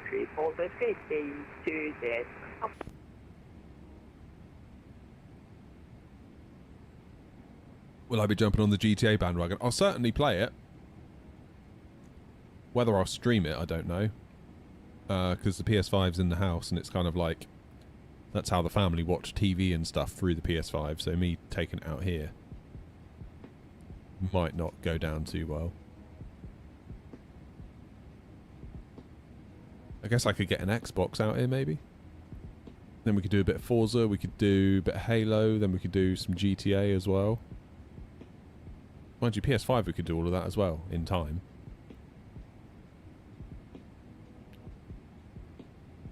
Maybe I'll get a PS5 Pro.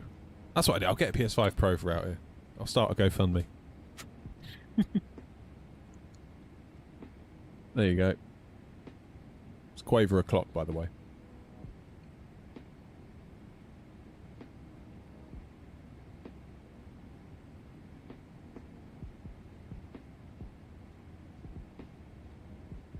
What I would do, I think, you see like where I am at the moment, like my face cam, hi, I would probably turn that into the sim, like make the sim super small, and sort of put it in a view like this.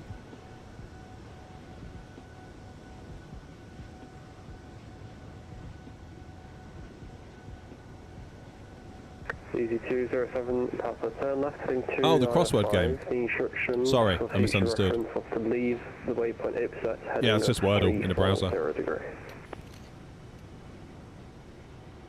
Left 200 degrees, easy 207 Papa.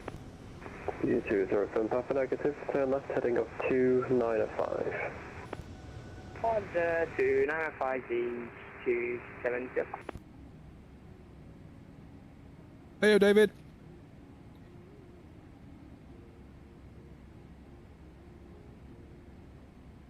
Only trouble with getting another PC out here is I've already got two. I've got my sim PC and I've got my streaming PC. Thank you. And already generates a lot of heat. Like a lot of heat. So I don't really know if I want a third one out here just for playing games on. And the other problem is that would then require another keyboard and another mouse, and I've already got 2 mice and 2 keyboards out here, which is bad enough.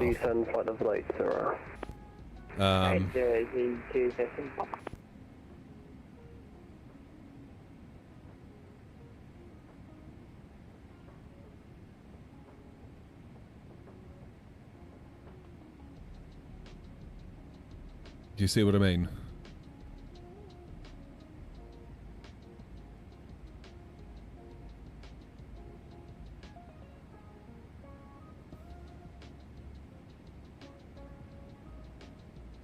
Can I vent externally using ducting? Yeah, I'm doing that at the moment, David. In fact, I don't know if you can see it. There's a little bit up there. You can see it? Just above my door. So that's where it comes in. You can see me pointing. That's my intake. It comes along this wall and then it blows out onto me.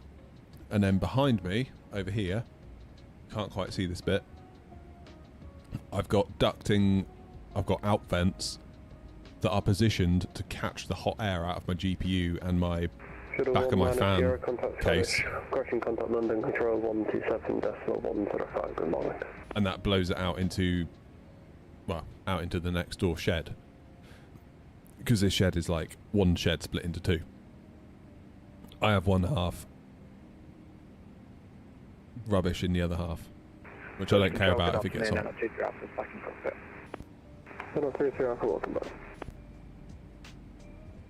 Unless, of course, I take over the entire shed. then we've got twice the volume of air to get warm. The other option would be to put my PCs on the other side of that wall. But damp, cold, bugs, overall security becomes more of a concern. You know what I mean?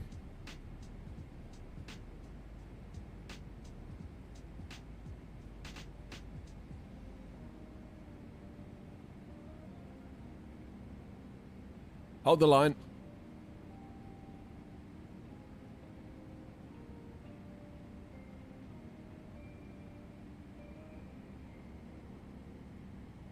Yeah, still thinking about doing that.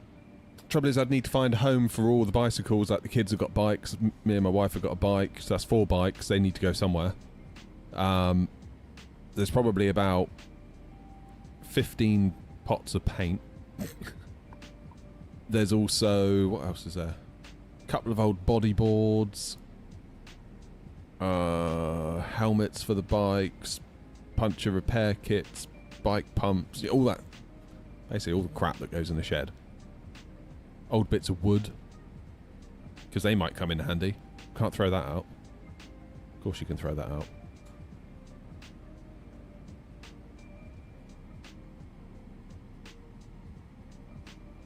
So, just get a storage space. What we could do is maybe tighten up the garage a little bit. And maybe do one of those things where you sort of put the bikes vertically up against the wall. Could maybe do something like that. That might be the play. Because once the bikes are out of there, there's a couple of like scooters and things that the kids have got, but there's not really much else that we must keep. The biggest problem would be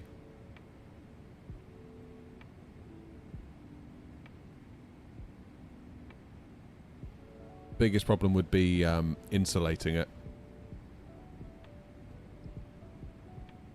And we ride the bikes quite a bit, Rob. We quite often we got a roof rack for the car. One of those like Thule things that you put the bikes on, so we put all 4 bikes on the roof, and quite often on a Saturday we'll go off somewhere nice. Or not on a Saturday because I'm working, on a Sunday.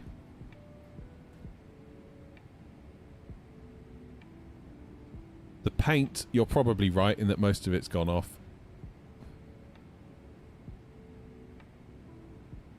Thinking of getting all the wind control stuff. Scottish Control Easy 418. And then buying the remaining weather radar panel from SL3 and eventually building an A320 cockpit. Would you say it's a good idea? If you want an A320 cockpit, sounds like a great idea. If you want a 737 cockpit, sounds like a very bad idea.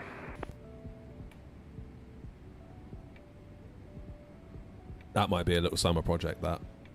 I keep looking at pedestal builds. I saw a really good one the other day. Someone made a pedestal entirely out of MDF. And they basically... because I kept thinking, how are you going to secure the panels down to the MDF? Because obviously you get like bolts that come with the gear, but then the bolt needs to go into a nut.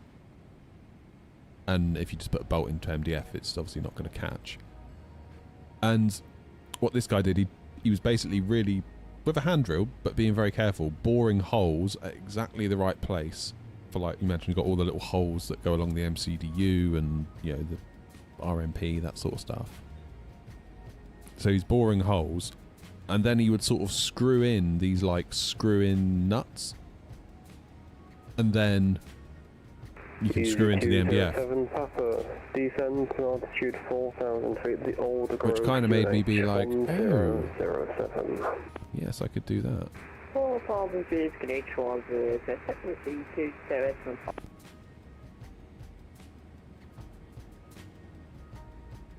guys, I got a dead pixel on my screen.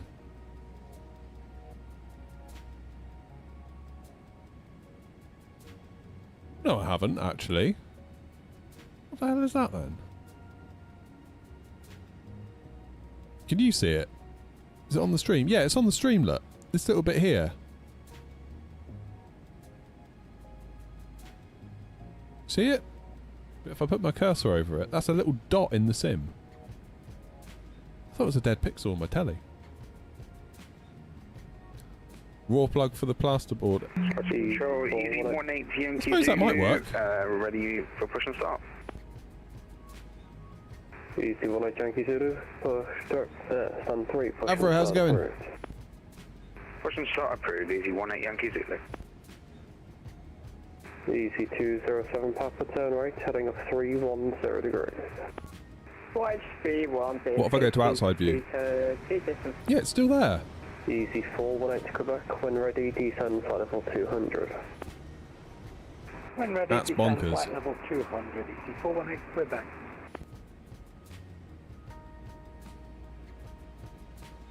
Is it worth it? Control, Golf Bravo Foxtrot moving. And will I regret not being able to fly other aircraft? Well, Golf Bravo Foxtrot from Victor Scottish, good morning. not to say you won't be able to fly other aircraft. Like, I'm flying a... Have initial stop of 6,000 feet.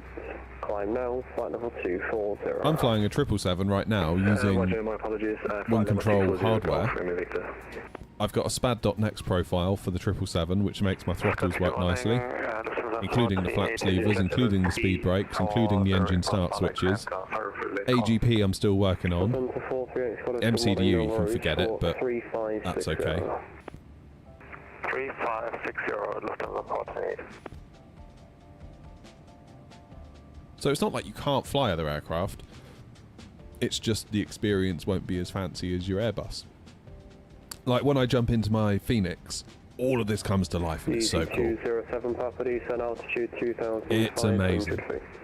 Absolutely amazing. Altitude 2,500 feet in 2 seconds. But is this terrible, what we're experiencing right now? No, we just use our mouse a bit more. It's not as fancy, I'll be the first to admit, but it's pretty cool.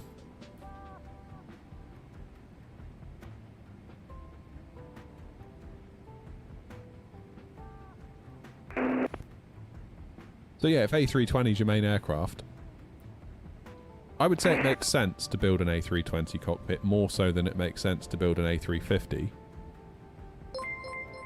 Because you've got loads and loads of... cheers, Dale. Thank you, mate.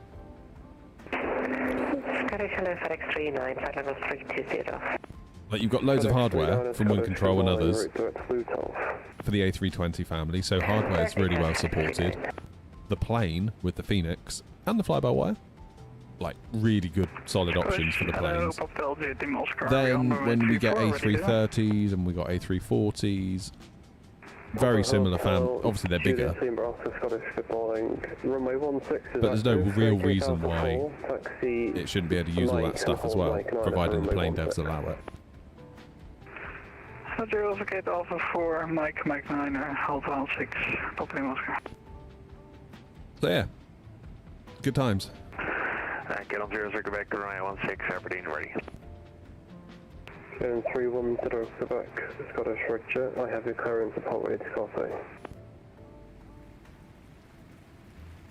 What's that, Dale? What are you talking about? Moby flight profile for which bit of hardware? Ready to copy, get on 0 Quebec.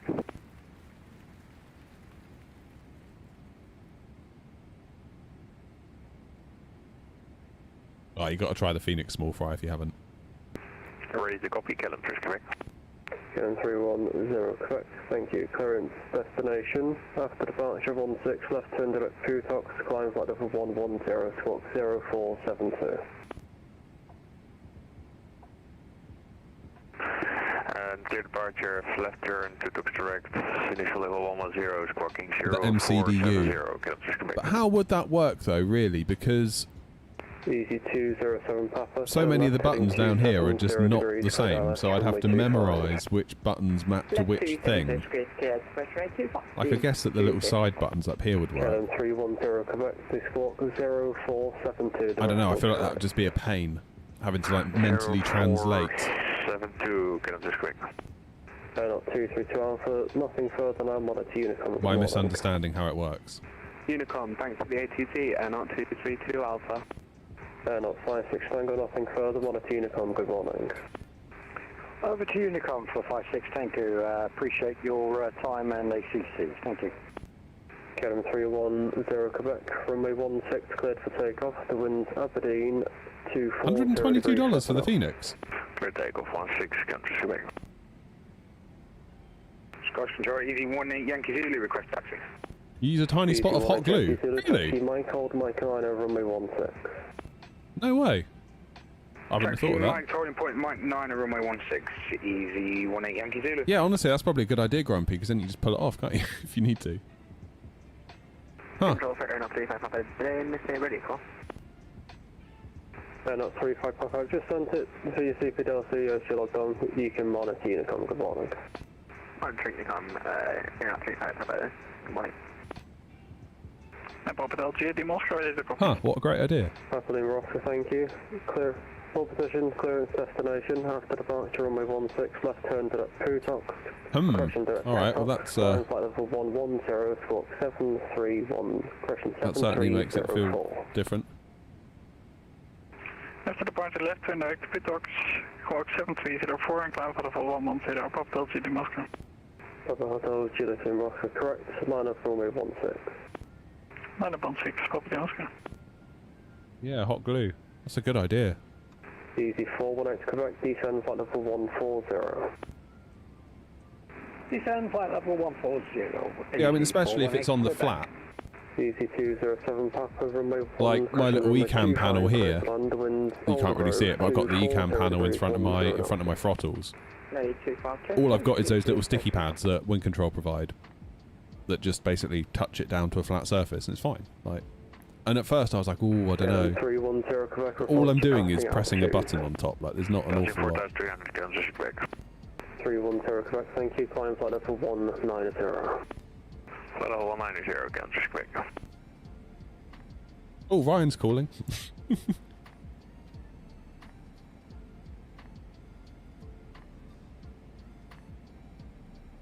Ryan, you don't mind if we do our phone interview live on stream, do you?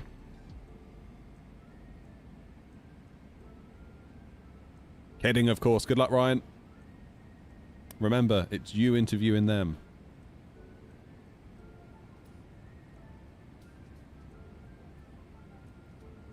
Easy 418, correct, descend flight level 80. Down to 80, easy 418, Quebec.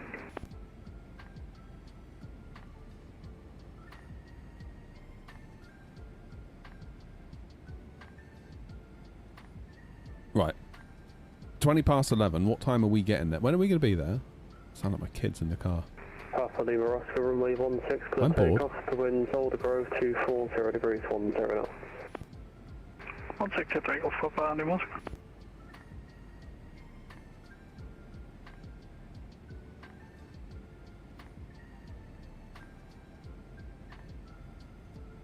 Good 80 Tango Charlotte, leaving my sector now. Nothing further. Monitor Unicom, good morning. How do I get the time?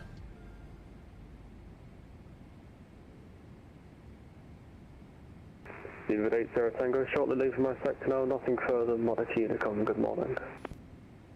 Unicom for Speedbird 80 Tango, thank you. How do I get to the third page? Legs. I'm so confused. What am I doing wrong?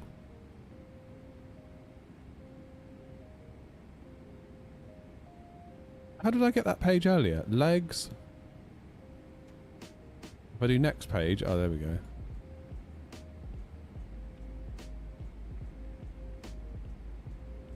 Oh, it says it down here. Don't ignore me. Ignore me. Everyone just ignore me. Oh, sorry, Ryan. I was busy streaming. Phone me back. Easy 18 Yankee Zulu, line up from way 16. Line up from right runway 16, Easy 18 Yankee Zulu. So we haven't actually got that far to go, have we? Bit of a tight pack up here, look. You lot better sort your separation out. Look at us lot. We're being very well behaved. Heathrow in front in the triple. Where are you going? You're going Frankfurt. Look at that. Thank you. Climb flight level Back of the pack knows what they're doing. Easy 1, Yankee Zulu after departure. You can set up the MCDU based on which button in the 777 would be corresponding with the button on the MCDU. So a NITRAF on the triple would be the DIR button. Or you program the buttons based on what they would kind of be despite not being in the same spot. Yeah, okay, that's what I was wondering. Got it. Okay, maybe we could do something. Easy 418 Quebec, Vector ILS approach runway 25, fly heading 315 degrees. Where's my step climb? Vectors for runway 25 and fly heading 315 degrees. Easy 418 Quebec. Scottish Control, World Express 232 requesting step climb to flight level 400. World Express 232, Roger, climb flight level 400. Climb flight level 400, World Express 232.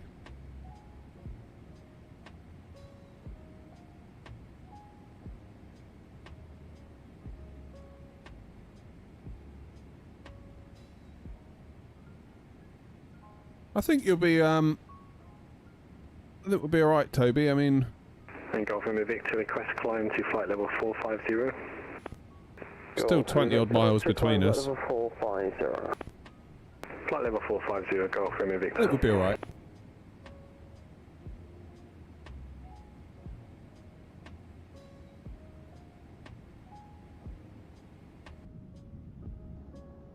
I think we'll be alright.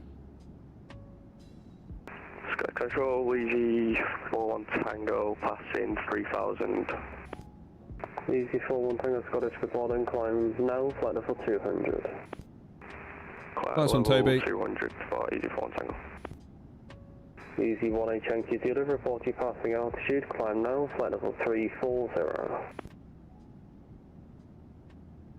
Passing altitude 3,600, climb now, flight level 340, Easy 1 Yankee Zulu. Small Fry, have you done your control sensitivity on the fly-by-wire? You have to, like, knock it down by 30%, I think. Easy 418 Quebec, descend to altitude 4,000 feet, the Older Grove QNH 1007. Captain Rogers, I did not. QNH 1007, Easy 418 Maybe Quebec. Twitch didn't show it for one weird reason. Could you pop it in again? I don't know why it's not showing me. Maybe Twitch thought you were like spamming or something. That was over on YouTube. No, I didn't see that one either. Can you paste it again, mate? Sorry.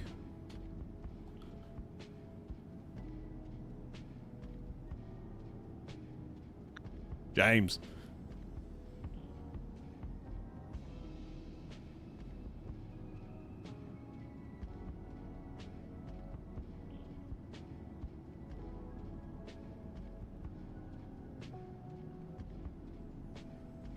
Get that wing flex.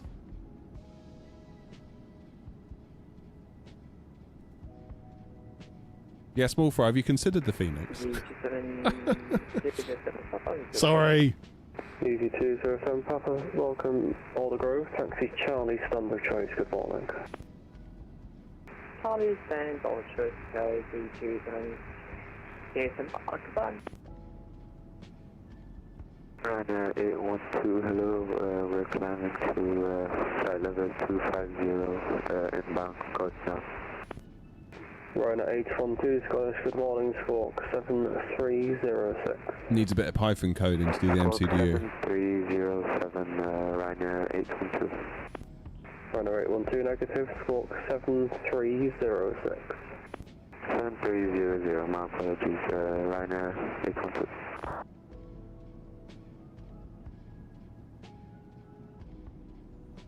White Star 901, shortly leaving my sector now, monitor Unicom, good morning. Unicom 112, good morning, select. Ryanair 812, the squawk is in text, it is 7306. 7306, Ryanair 812. Easy 81, question 418 Quebec, descend altitude 2,500 feet. Down to 2,500, Easy 418 Quebec.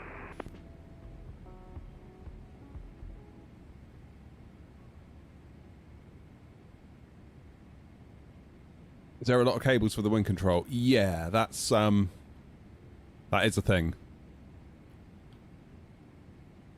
I wouldn't be at all surprised if at some point they do like a little box or something that all the stuff goes into, and then you run that one box to your PC. Level 370 for 1 second. Essentially like a hub. Wingflex did that with all this. But, yeah. Ryder 812, can you please repeat again?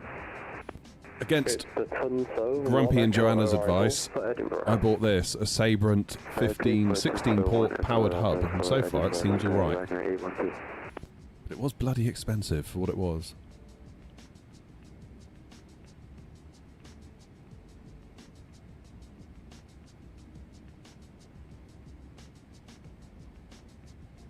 Yeah, Ryan, that's a good call. The PCI Express USB card. That's a very good call. It is something I plan to do. My cable management right now is nothing short of a mess.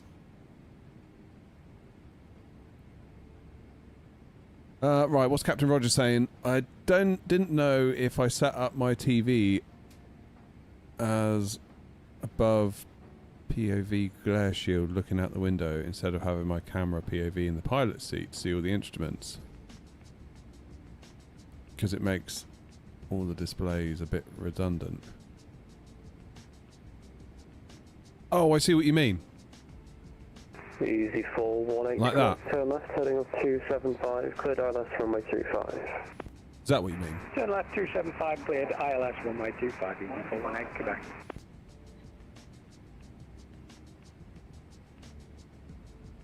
Yeah, so if I was going to do a cockpit, I feel like that would be a concern for me. Because otherwise I'm going to build all this cockpit and then I'm going to basically see everything twice like this, aren't I? Which is going to be dumb. But then you guys can't see it as viewers, which makes me feel like maybe I shouldn't build a cockpit.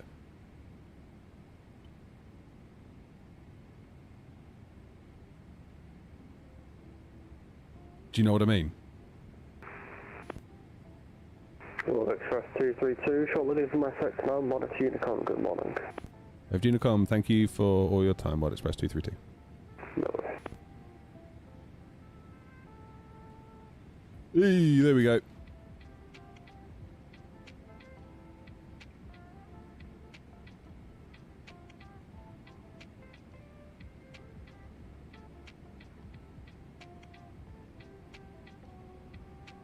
Yeah, that's the other thing, Joanna. I would need... What I'd be tempted to do is to get another camera, like this one, the face cam one. So that's a Elgato Face Cam Mark II, I believe.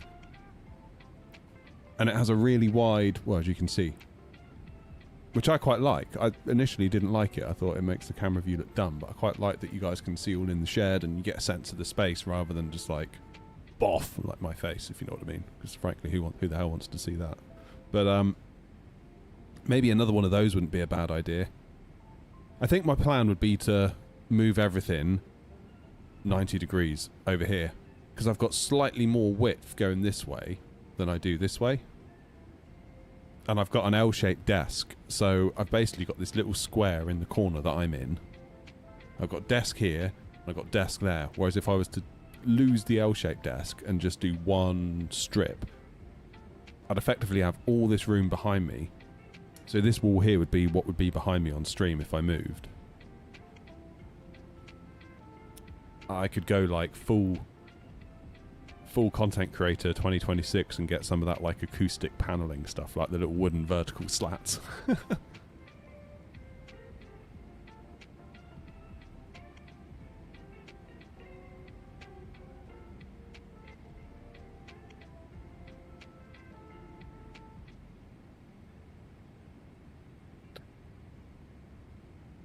It's all compromise, isn't it? Like, again, like, look at what Captain Rogers is saying. Like, it's all a compromise. I think this idea that we can have this, like, everything's going to be perfect, like, it's never going to be.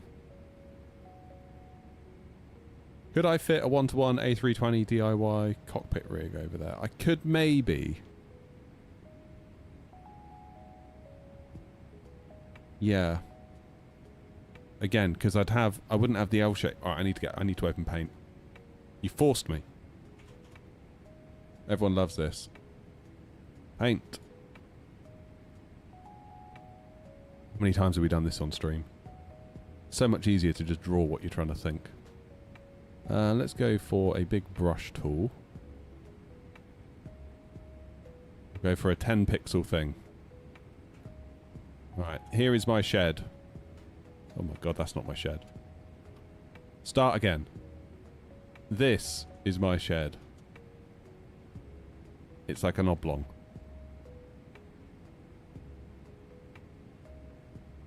Okay? Everyone agreed? The shed is split into two. Down the middle. And this wall is this one here. Yeah? In here is just crap everywhere. And over here is where I live. So I've got a desk that goes like that. And I've got a desk that goes like that. And I've got a teeny tiny little bit of desk that makes a shelf, which is where my hand currently is doing the mouse. And then I sit looking in this direction. One side A320, one side 737. God, that would be so cool, wouldn't it? And at the moment, my little pedestal thing that I've built for my side stick sort of goes here. My wing control stuff kind of hangs off here. My rudders go here. And my MCDU is currently sort of here, like that. And it's all a bit cramped. It's all very cramped. Now, if we were to do... we just focus in on the shed for a second. So we'll ignore the other half. We're just looking at my half. If I just had one bench, yeah? At the moment, my sim PC is here, which I've got ducted out, so the hot air gets blown out into the other side of the shed. I've got my streaming PC over here like so, which just radiates heat because it's not doing an awful lot. Grumpy. Yeah, that could be the 737 side. So at the moment on this side, I would generally use this bit for playing like Call of Duty and being a gamer, right? But now I've got the PC in the house, I don't come out here very much to play games. I tend to do it in the house in the evenings. So really this is like exclusively now my simming room. I don't really do anything else in here except for make content for the channel and sim with you guys. So I would lose my gaming monitor. I would put my TV here. Yeah, like that. I could then have my rudders under the desk. Why do I keep getting little bits of mispaint? Is my mouse button dying? I'd put my rudder pedals under the desk like so. I'm such a good drawer. There we go, look at that. I could put my pedestal wherever I want, basically, for my side stick. I could finally put in the tiller when that arrives. And then over this side, we could legitimately look at building a DIY pedestal. And we'd have the room for it.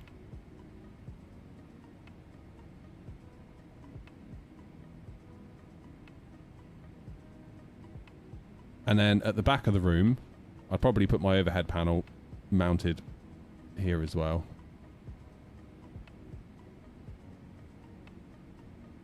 And if I had a little camera at the back of the room, sort of here, it could probably catch the pedestal, the overhead, and potentially get a view of the telly for a bit of extra context. And then I could get another camera mounted to this wall, which would... oh, I could also have the yoke here. That's the yoke. Which could be like stick and yoke cam. And I reckon with those two camera angles, you could do the lot. And obviously I'd probably have a third camera up here somewhere looking at my stupid face.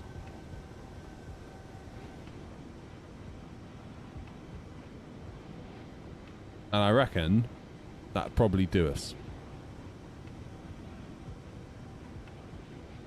I reckon that'd do us. But it means ripping everything out. I don't know where my aircon unit would go, that's the only thing. Although, thinking about it,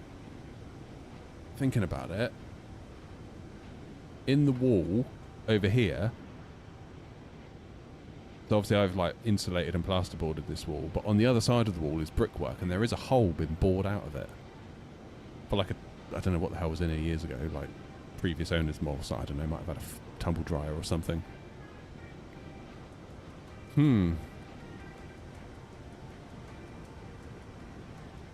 Based on your recommendation, I bought the touchscreen version of the 12.5 screen that you use to export the instruments. I use it with DCS and Helios for touchscreen. Nice! Would you eventually get an A320 MIP cut out?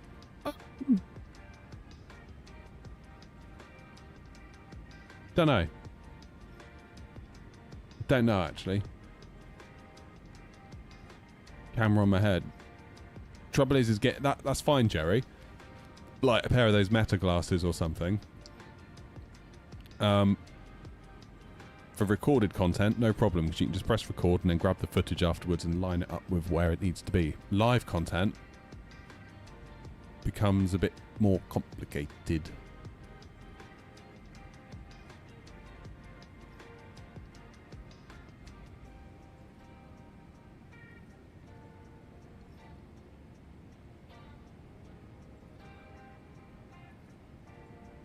Yeah, I don't know about the A320 MIP cutout.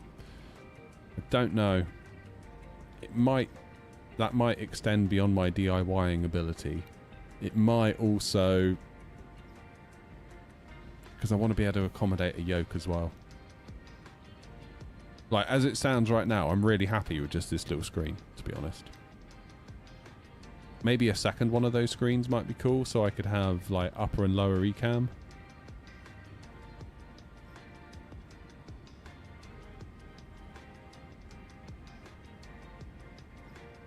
I don't know.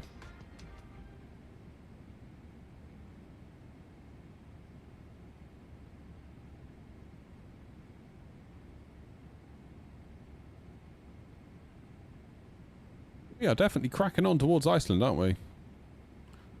What's happened? What have I missed in the Discord? I need to have a look now.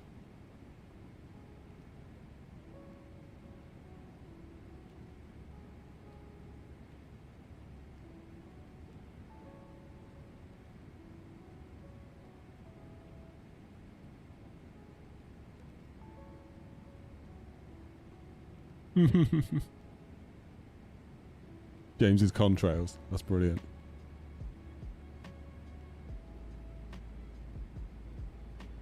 Maybe I'd do something. Yeah, the thing is, if I was to do a proper MIP cutout, this screen that I've got would be too small. One thing I noticed when I boarded the plane to come back from Tunisia, when I always look into the cockpit because I can't help it, just how big the screens were. Like, they were big screens.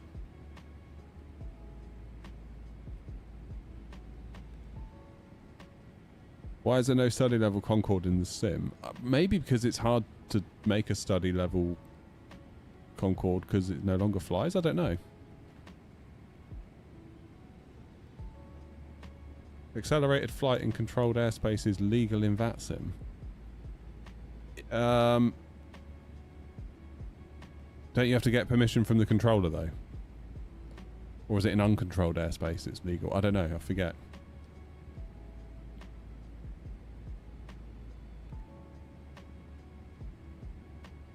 How long till I descend? Where do I go?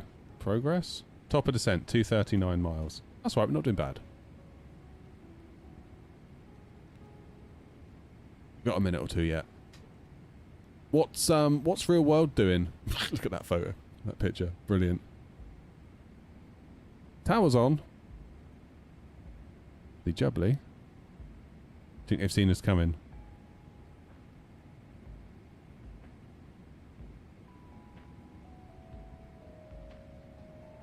Yeah. I reckon they'll get the first few of you in. And then... yeah, get Pedro in, then disconnect. No, my luck.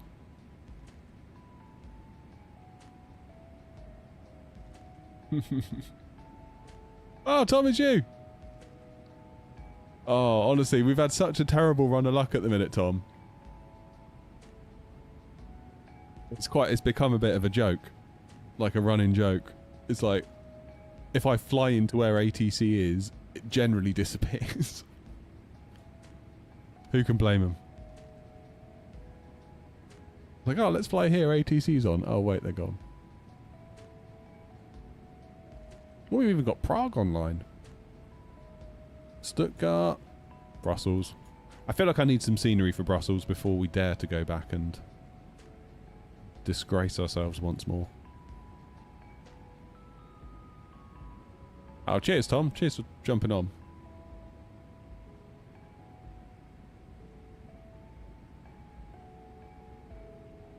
Hopefully our separation remains halfway decent. James is in the lead, look. Bloody hell. What runways are in use at the moment? Because Navigraph's telling me 01. But then someone said earlier that 19 was still in use. We'll wait for Tom's ATIS.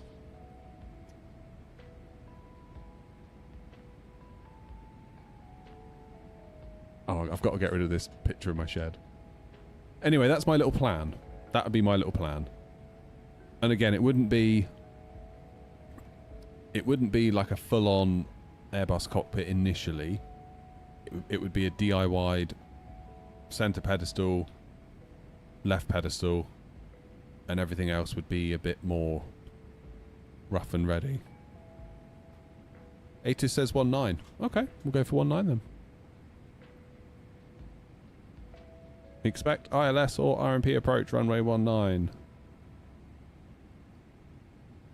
Then it says runway 01 condition. Okay.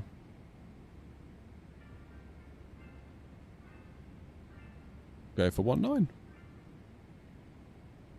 Yeah, I mean, it's only a 3-knot tailwind, so perhaps Navigraph was premature to... Can I plan for ILS Zulu? I probably can. Here's my little plan. Let me show you.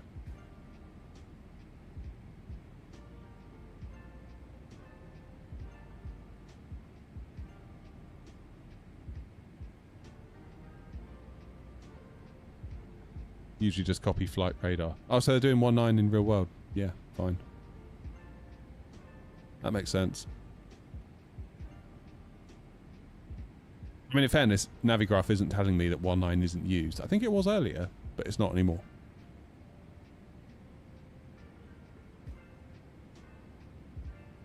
Alrighty. Let's put in my 19, because I think I planned for... ILS Zulu 19. What am I doing? Baosu 3 kilo. And we'll go via Elvam. Beautiful.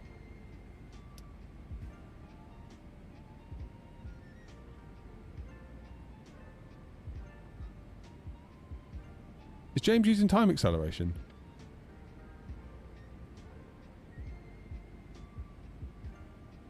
Yeah, Tom, I'd keep an eye out for Airnaut 232 Alpha. A non-zero probability that pilot will be asleep at the wheel. Poor old James, he's never going to live that down. That was funny, though. I must admit, I did laugh an awful lot that day.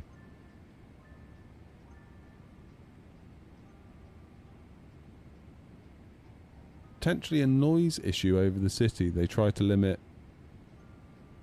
01 as it goes right over Reykjavik. Oh, okay. I gotcha.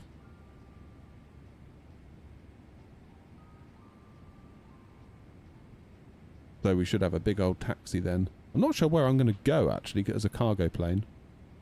And I've only got default scenery, which might complicate the issue. 90% James is sleeping. Never going to get old. I go East Apron as cargo. Oh, okay. So can I vacate... If I can vacate Sierra 1, can I do that?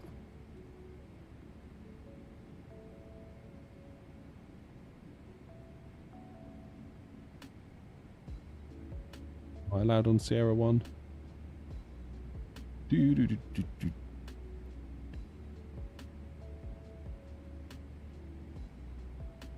Let me have a look at the charts. Where's TUT charts? East. Here we go.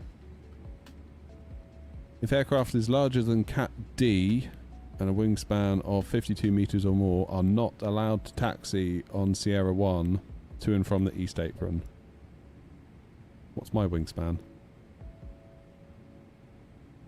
Larger than Class D. I'm not larger, am I? I think I am just a Class D.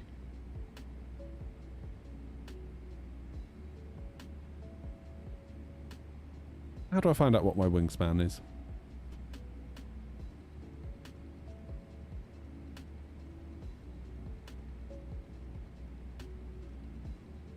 According to Google, my wingspan is 64 meters.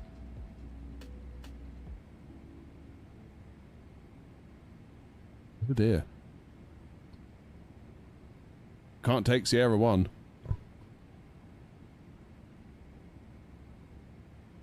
Can we go November 1? Or are we just not allowed in the East Apron at all?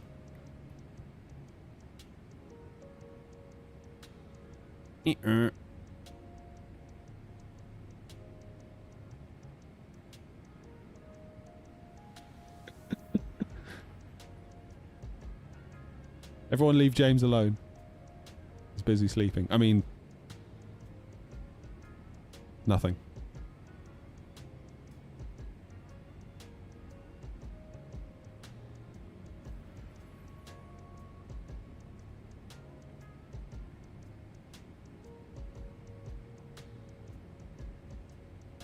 What's going on up here then?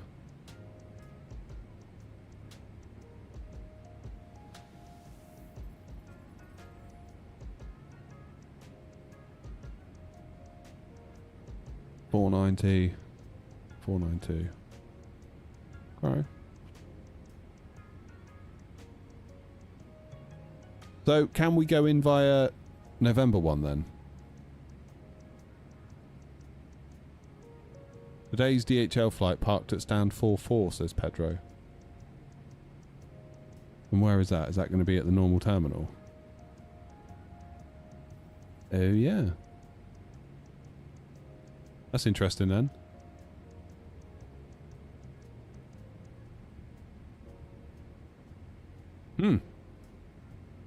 I don't know. Well, it's not really for me to decide. I'll be a good boy and go where I'm told.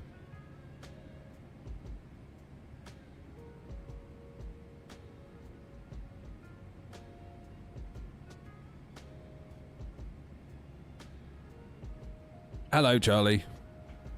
How do you do the measuring thing on VATSIM radar? Click on the little ruler just up here. I don't know if you can see it, it's kind of behind the chat. Then I hold control and click.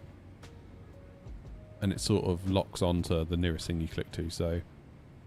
And then to get rid of it, just click again. Just click normally. Really handy though.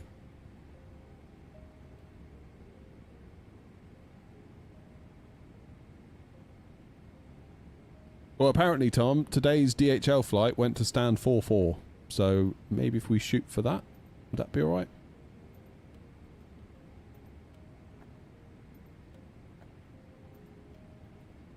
Which is all the way... Terminal Remote West.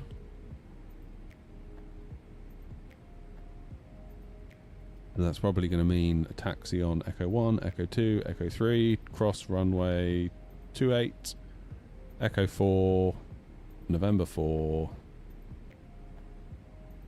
Then November 1, 2. I would presume. Who knows?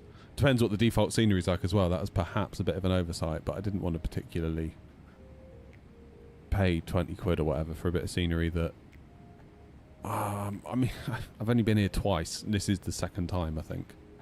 So, yeah.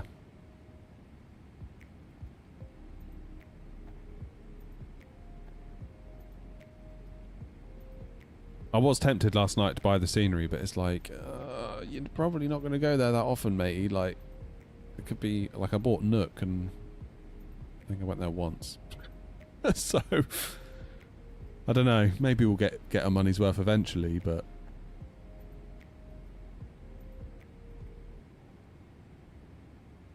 Yeah, oh yeah, we got the 4x4 version. 6 CD auto changer, climate control, you name it, we got it.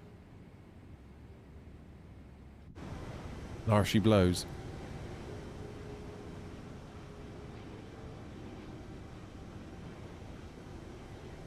Oh man, I remember when my parents got a new car and it had a 6 CD auto changer. We were just like, whoa, that's so cool. Like putting your CDs, loading them up in the little thing in the boot, and then pressing a button in the car, and then the CD in the boot changes over.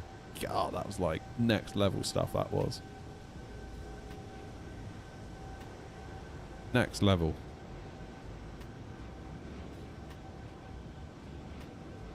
Couldn't believe it. And it had an armrest. An armrest?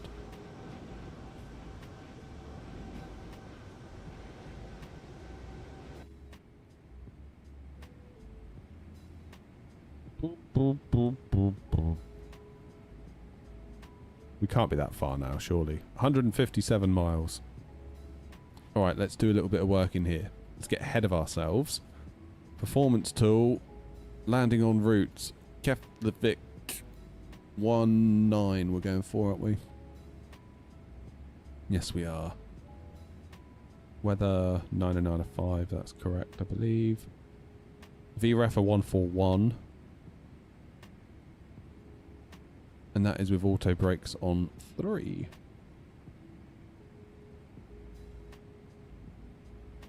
Alright. 1, 2, 3.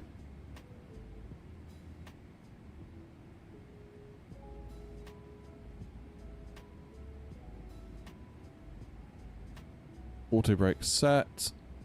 We'll do a flaps 30 landing, so 137 plus 5 will make 142. We've done our approach briefing. Checked our notes.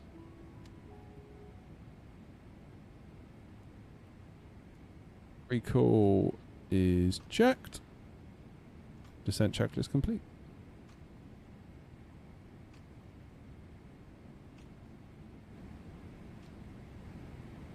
Now, when are we going to start seeing... Is that it down there? No, it's cloud, isn't it?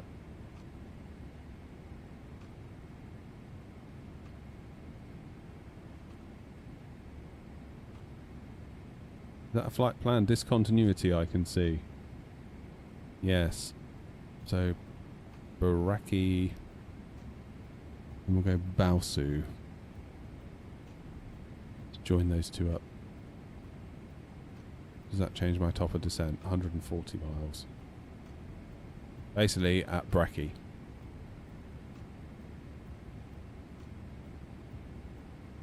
Lovely.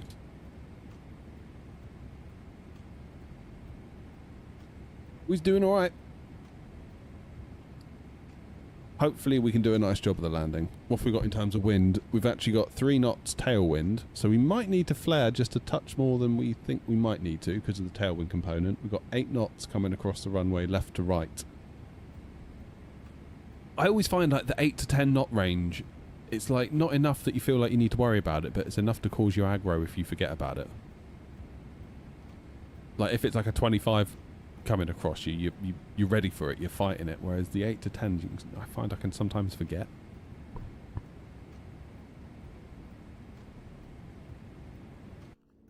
Oh god, I don't want to pause. 30 miles to the one in front. I don't know what these two are going to do.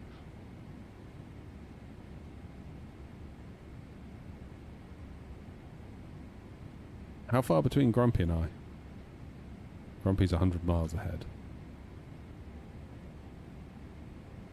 I feel like that's probably decreased quite a lot over the flight, because we've been cracking on quite well in this thing.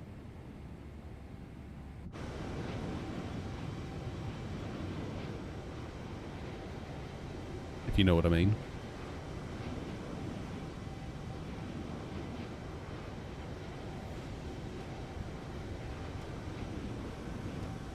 I thought this flight was going to drag longer than it has, to be quite honest with you. I really did. How long have we been in the air?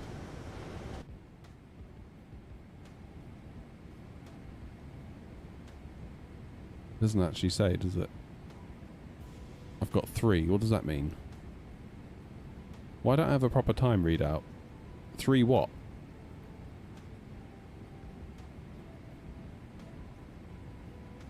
Is that 2 hours and 3? No, because it's 20 past 10 when we left Gatwick.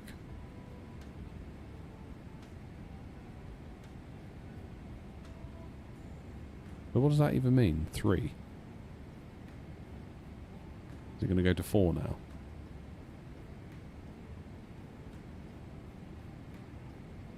Yeah.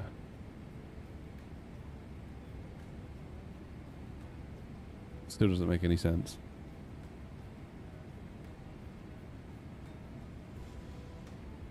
How weird.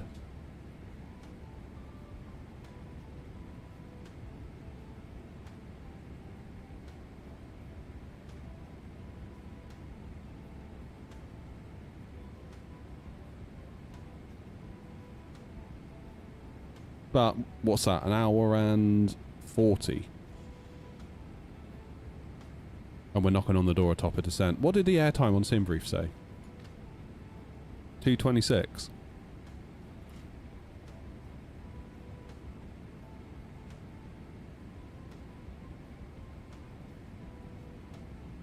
I feel like we've done all right.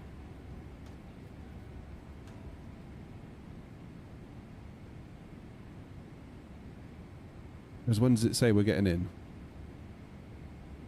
At 11:40, so that would be 2 hours and 20. Okay, so that was right. That was right. It's just, I think it's just gone quicker than I thought it would, to be honest with you.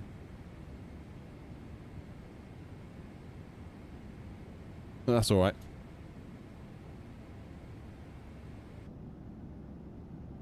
That's all good.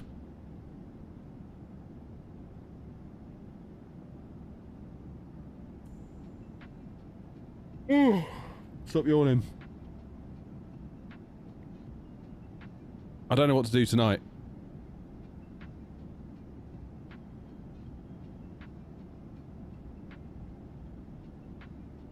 It's like we could stream, but I've also got videos that I'm sat on that aren't really moving. Sorry, James, it's just, you know.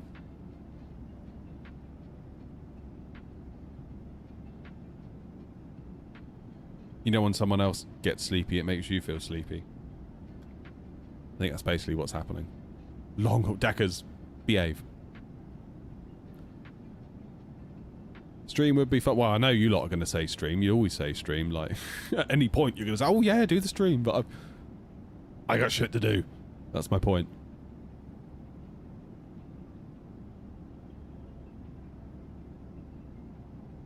It's tax season for me as well. I'm sorting out taxes with my accountant, which is horrifically not fun, but necessary. I'm also working on a how to fly for the Air Not Virtual Airline video, which I can't see that one doing massive numbers, to be quite honest with you. I mean, it's going to appeal to a subset of a subset of a subset, but hopefully it will be an asset that we can use and point pilots to, because I feel like we get a lot of the same questions over and over and over with New Sky. Not that that's anyone's fault. If you don't understand, you don't understand. Like, if you're new to it, of course you're not going to know. But if someone has a question, we can just be like, watch the video. So I need to get that one edited and done. I've got another video I'm obliged to make tomorrow. And then the edit of that one's going to probably drag on into Thursday. Oh, I need more time. I need more time.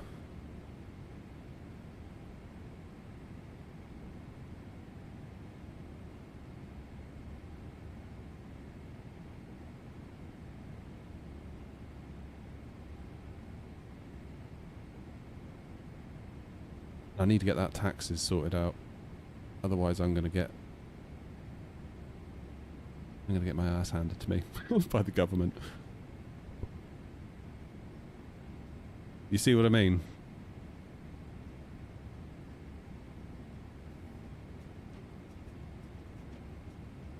Do some US ops. I will be doing some US ops soon, but I think I'm going to do that as a video. And then once that video's out, we'll start introducing it into the streams. That'll be the plan. Tom, I think we said 4-4. Apparently that's what DHL used today, real world.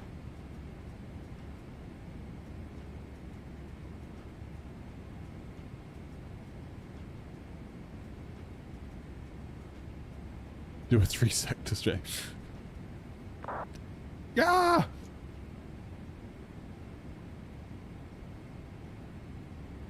Yeah, just imagine like touching down after leg 3. Will there be a 4th leg? Unbelievable. Make everyone happy, do a stream, but of me editing. Oh god, you guys would hate that. That's crazy.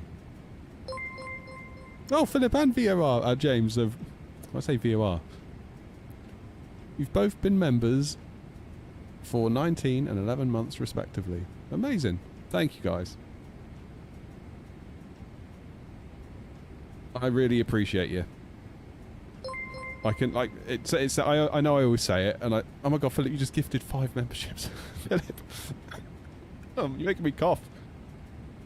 I know I always say it, I know I sound like a broken record, and you probably think, oh, he's just saying that again, but literally I couldn't do it without the support, so I really do appreciate it.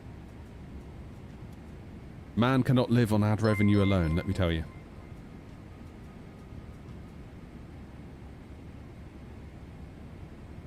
Well, I'm very grateful to you all. Who got the memberships from Philip? Jordan got one. Ryan got one. Destiny got one. Dollyverse got one. And Momentoli Game got one. There you go, look at that. Philip, very kind of you. Thank you so much. And Philip made the tail. Look at that, look.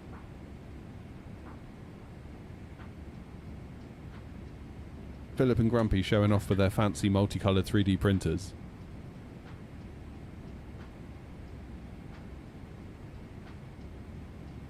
Find some sponsors. The thing is, James, right, it's really weird with, like, stream sponsorships. Because... like with a video, it's really easy to quantify. It's like if you get 1,000 views, you might expect however many percentage of click-through, and then however many percentage of those that click-through might actually buy the thing that's being sponsored or advertised. Streams are a bit of a different animal, really. It's like you've really got to play the long game with the streams. So you might be able to get a sponsorship package, but then that might be over a long period of time. I don't know. Yeah, like video sponsorships are quite cut and dry.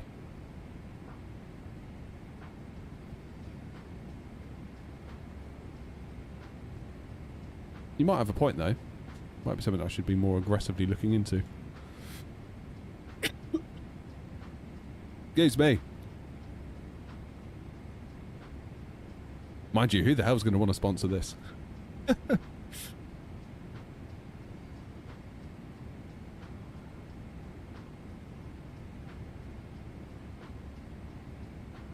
I'm also too honest. What do you mean? What, that like a company wouldn't want to sponsor in case I tell you guys it's crap or something?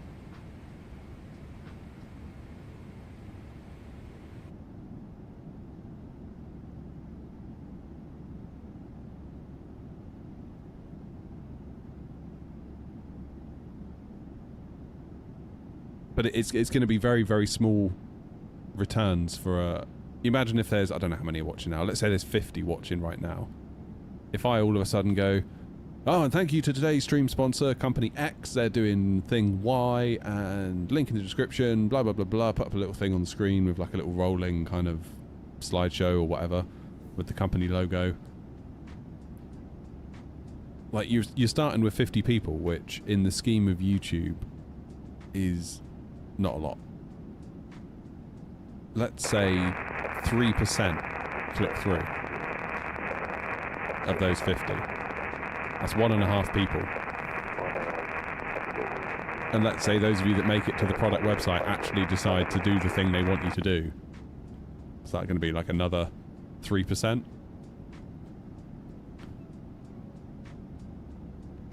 So the likelihood of someone doing the thing that the sponsor wants you to do when you're starting with only 50 people is really small. Really small.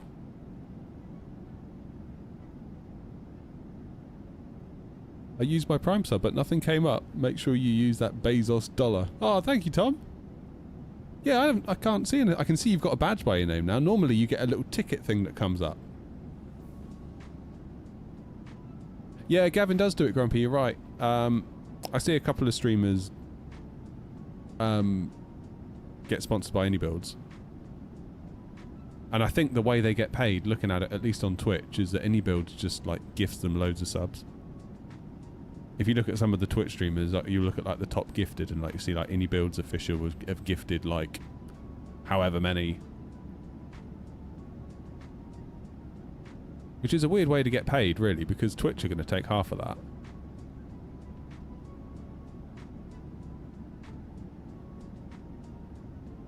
Then I suppose it keeps the admin down for AnyBuilds because they can just literally gift Twitch subs and not have to worry about any accounting, really, I suppose. Likelihood of AnyBuilds sponsoring me, I think, is close to nil. I think I've been a bit too vocal about the 350 at this point. I can't imagine they would take too kindly to that idea. Funny, I haven't heard about them. I heard about the A380. I haven't heard from him about that one. Funny that.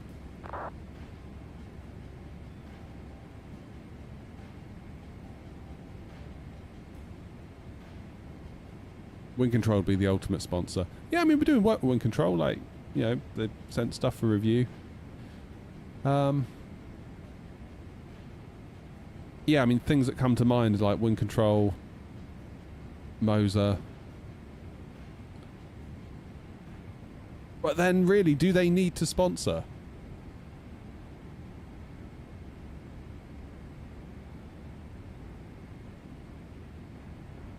Because if the gear is on yoke cam, it kind of is sponsored by default, isn't it? Do they just not get a discount code and take a percentage of the sales? What's that, Jacko? My top of descent is in 20 miles. Yeah, like the whole creator code thing. It depends how big you are, really. Like, I know... do you guys remember a streamer called Ninja? Well, he still does stream. Yeah, he did a lot of Fortnite. I remember once he said that, like, with his creator code on Fortnite, so if somebody goes onto Fortnite and buys a, I don't know, a skin, and then they put in the creator code Ninja at checkout, then he obviously gets a kickback. And I think he said that he could like buy a house every month with the money he gets from that, just because of the scale that he operates at, like, you know, streaming to thousands of people at a time, like many tens of thousands at a time.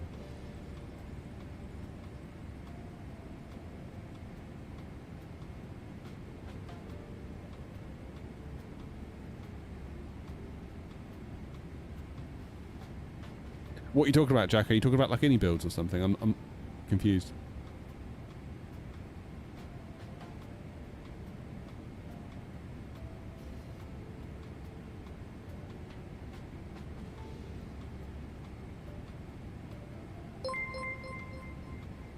Stickbot, cheers, man.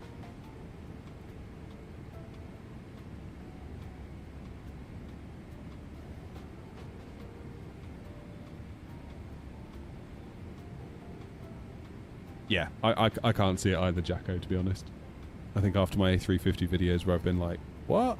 and been fairly vocal about it on stream, I can't see it somehow. What's going on up there?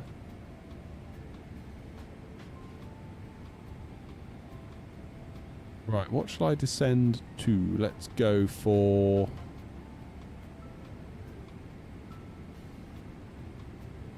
Elvam, 3,000 for Elvam.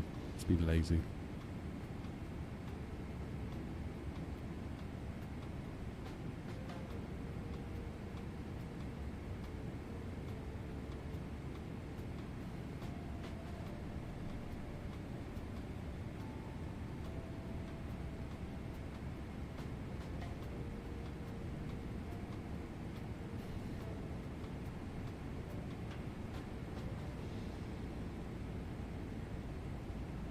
Phoenix could sponsor. Yeah, I suppose Phoenix could sponsor me, but then do they need to? If AnyBuild sponsor you, they pay you. They'll just give you an affiliate link and maybe a couple of quid a month if people use it. I think you get like a creator code, so you get a percentage of the basket total at checkout. If you go onto Twitch and look at, I think like London Controller, like Kenko, like maybe Grizzle, another one. If you look at their top people, that like their top gifters, so who's gifted them the most, generally AnyBuilds is up there. And I think that's kind of how they, unless it's just them gifting stuff in addition to some sort of agreed payment, but I think looking at it, it's like they gift subs almost as a form of payment. Not 100% sure.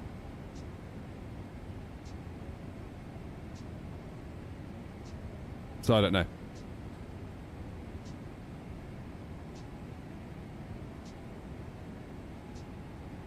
But ultimately, Jacko, it depends how much you put through the store. Like, if you get an affiliate link and loads of people are buying scenery using your link, it could add up. Like, depending on how much of a commission you get. It could be anywhere from, like, I don't know. Like, Amazon affiliates is, like, really stingy. I think they give you, like... What is going on up here? Do I even want to ask what's going on up there? Yeah, like Amazon's super stingy. Like, you don't get much off Amazon affiliate. But if you're putting volume through it, does it matter? And the basket totals can be quite high, so you still get a nice drink out of it at the end.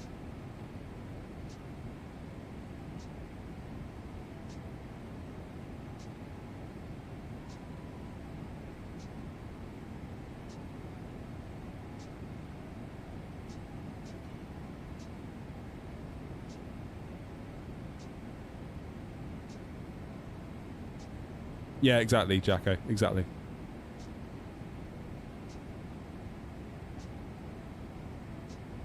Please don't ask what happened. Alright, I won't. I'm just doing my thing back here. You guys do you.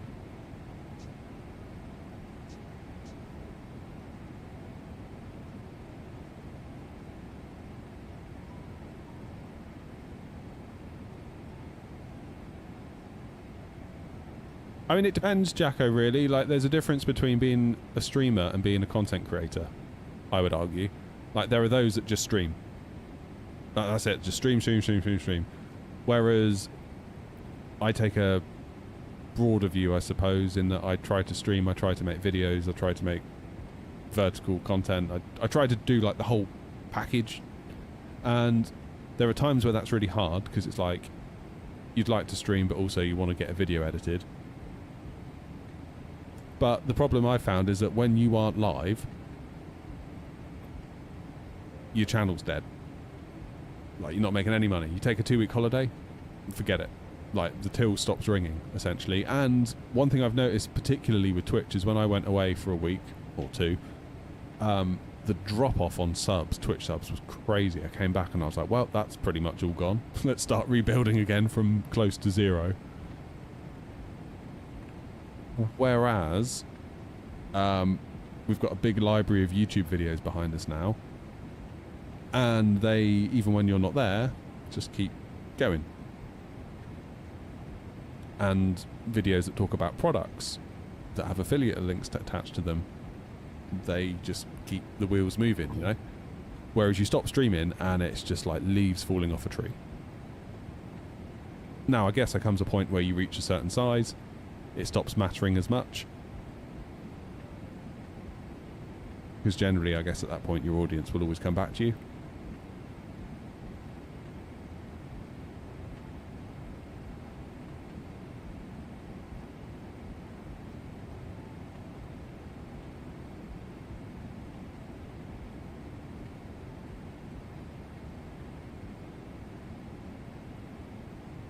These two still on top of each other.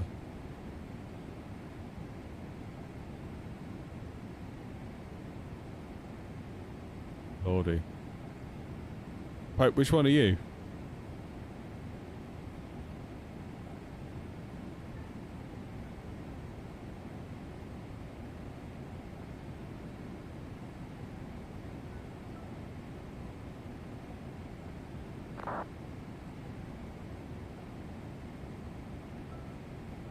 I'm keeping out of the way of that.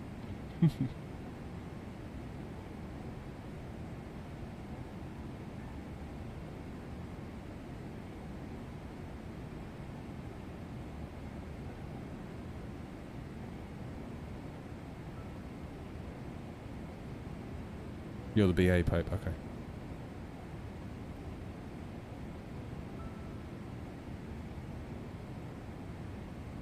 Bigger paid for videos is a tiny amount. No, it's alright, it adds up quite nicely.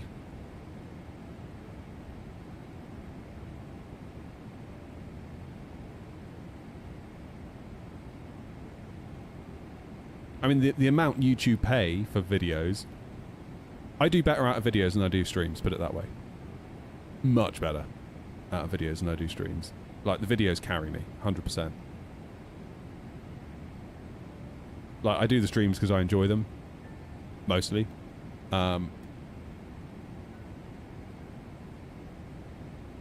It's my hope that they can continue to grow and become more of a thing, but it's been a long road and we're not there yet.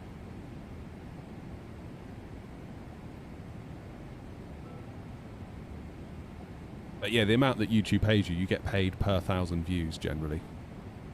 So they'll give you a figure per 1,000 views, and that'll vary based on time of year. Like in the run up to Christmas, the rates pretty much double because all the companies are competing for the same amount of ad space, so the ads become more valuable. Then when it comes to January, the brands are like, now we're good, Christmas has been and gone. Then the ads rates fall. It also depends on how long your video is. Like if I make a 5-minute video, YouTube won't put a mid-roll ad in, so an ad in the middle of the video. So you only make money on the video at the start of the video, which means you make less. Also, if I do like an hour-long video and I can keep people watching for half of it, you're going to get multiple mid-roll ads, which means you get more money on top of that. That view is worth more. So basically, if you can keep people watching,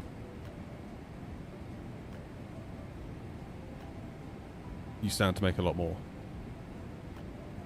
The limit for YouTube to insert a mid-roll ad is 8 minutes. So if you make a video that's longer than 8 minutes, you can have an ad in the middle of it around like 3 or 4 minutes.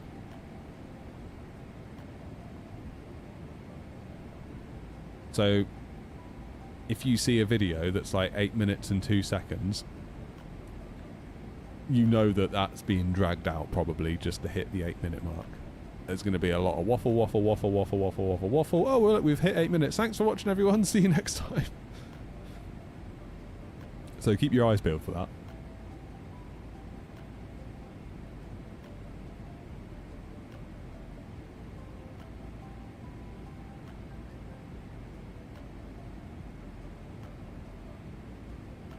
Oh, Jacko, I work part-time. I do part-time work and part-time this, which equals full-time.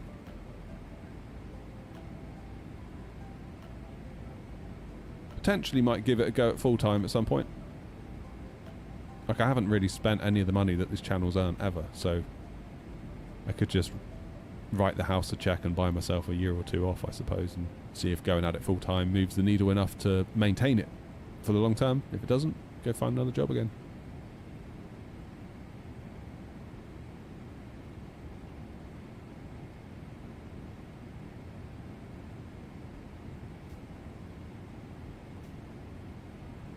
Those contrails disappeared with those two up ahead.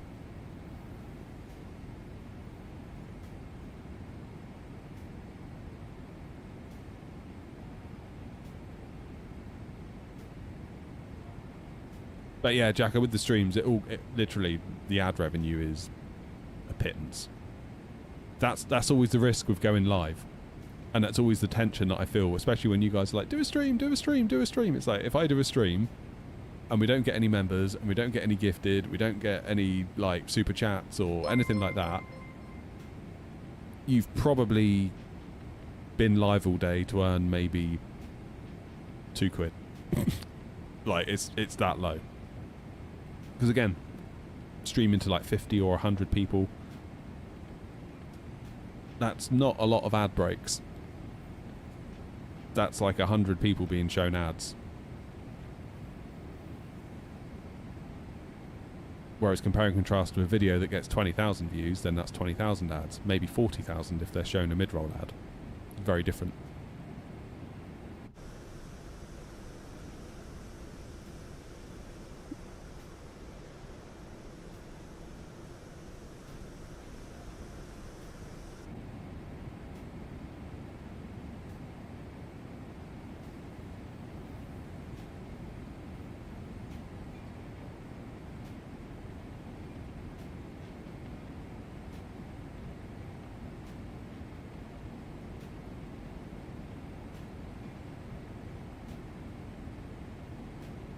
There's a plane coming towards me.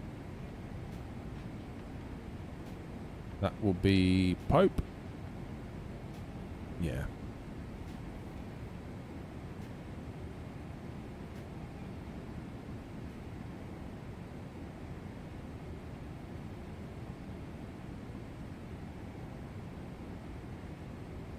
Yeah, fingers crossed, Jacko.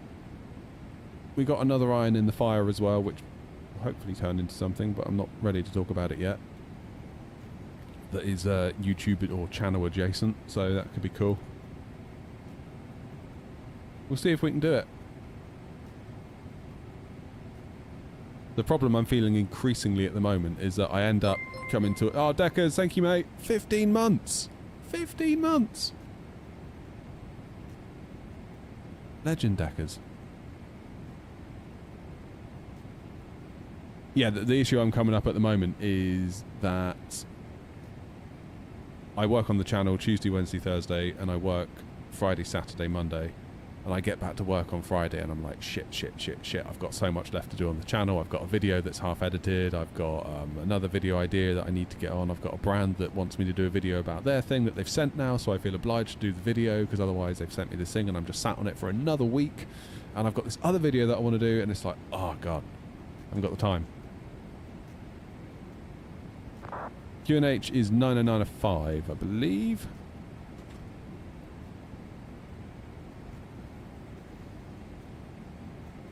Like, people say, hey, Clark. People say I should stream more in the evenings. I've got to be honest, I have not yet seen the benefit of doing that. It's been mostly a charitable endeavour on my part.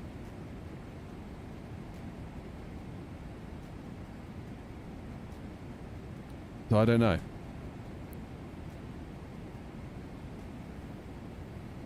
I've yet to see the benefit of evening streams. Numbers don't seem any higher. Maybe we haven't been doing it long enough because you do have to build up a bit of a thing. Quiet content. Clark, will you have a word with them? They're trying to bully me into a second leg.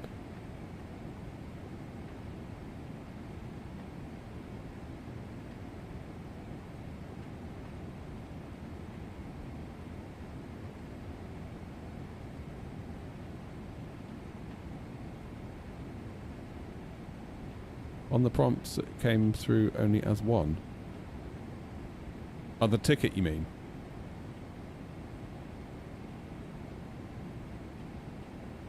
Oh, even ATC's like, look, Tom's saying, no, if you want to go back out, I'll stay on just for you guys. You guys, honestly, behave yourselves. Oh, your RMP arrived, Joanna. Sadly, we will not have time for another leg back to the UK because by the time we get turned around, it's going to be like 1 o'clock easy, isn't it? More than that.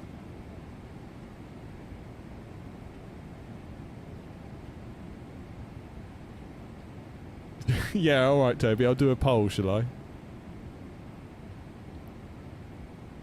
I've got to be out of here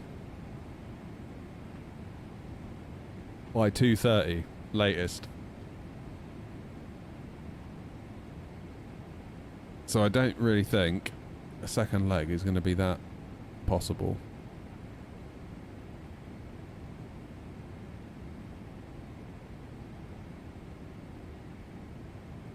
Equally, if you want me to stream tonight, I could really do with getting my head down and sorting out this bloody account stuff.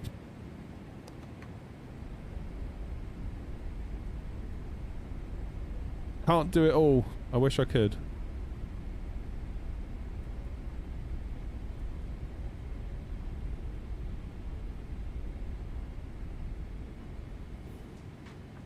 Yeah, maybe I'll force a go around just to drag it all out a bit.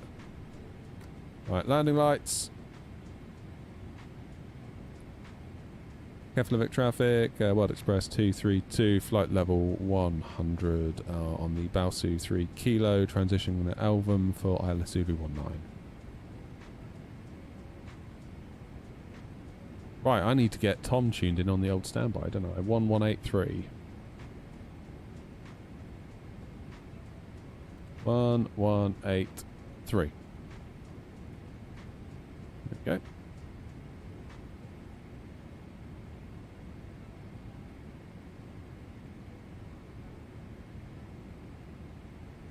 I'm going to go down to 1800. Let's be super lazy. Let's just put 1800 in now. I wish PMDG would lose the acceleration.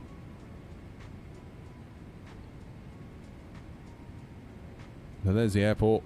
Here's us. Got 12 miles between myself and Pedro.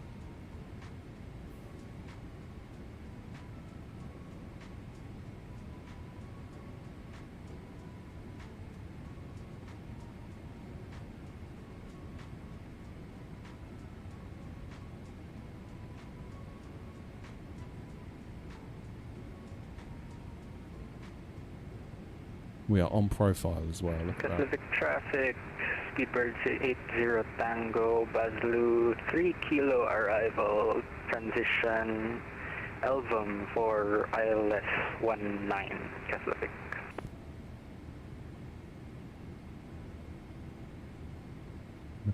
Five.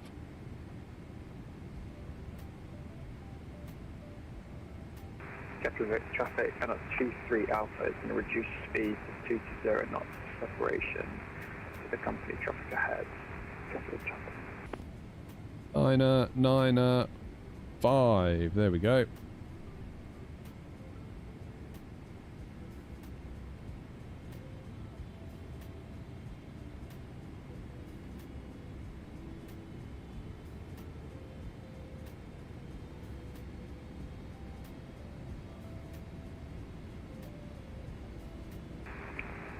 Speedbird 80 Tango and at 23 Alpha. What the hell is my plane doing? Go for Speedbird 80 Tango. Oh, sorry, I completely missed you were holding. I'm going to slow right down so you can go ahead because I'm right on your tail. So I'll go as slow as I can. What the hell is it doing? Try and get separation between me and the one behind. So 23 Alpha.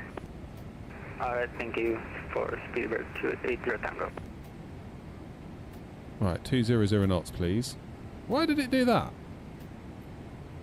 Didn't do a thing then.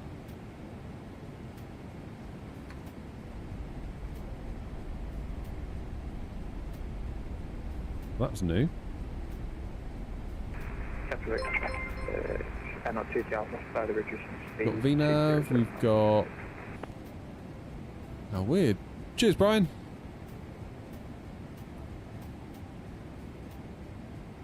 Right, well, the plane should now be slowing down. Hopefully. Altimeters are set. What?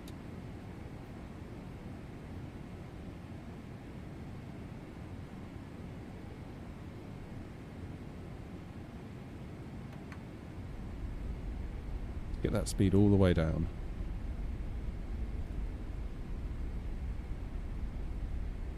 I'm going to go to 170.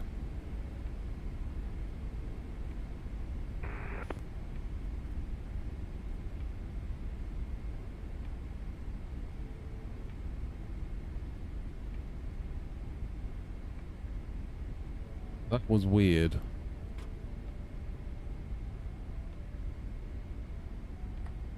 Go flaps 1.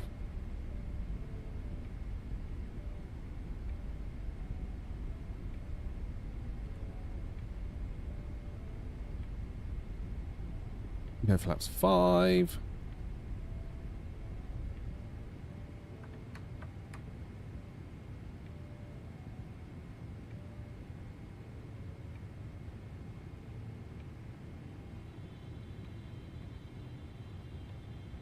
Keflavik traffic, World Express 232, turning base now for 19. And speed 170 knots, Keflavik. Keflavik traffic, speed bird 80 Tango, reducing speed 230.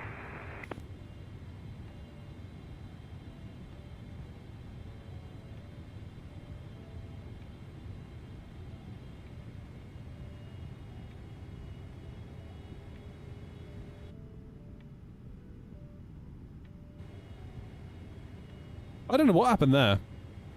That was super weird, that.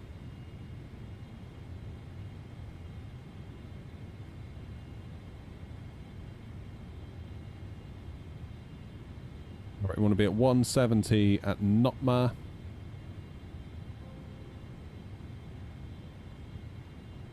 Keflavik traffic, speedbird 80 Tango, extending downwind for 19 Keflavik.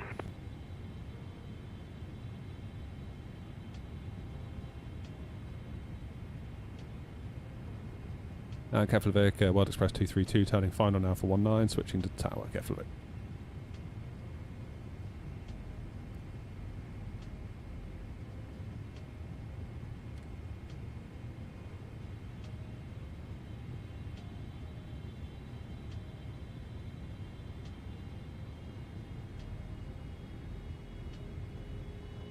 Tower, World Express 232 on a 9-mile final for 19. World Express 232, Keflavik Tower, good day to you. The wind 0406 knots. Continue approach 1, arrival just about the runway ahead. Continue approach, World Express 232.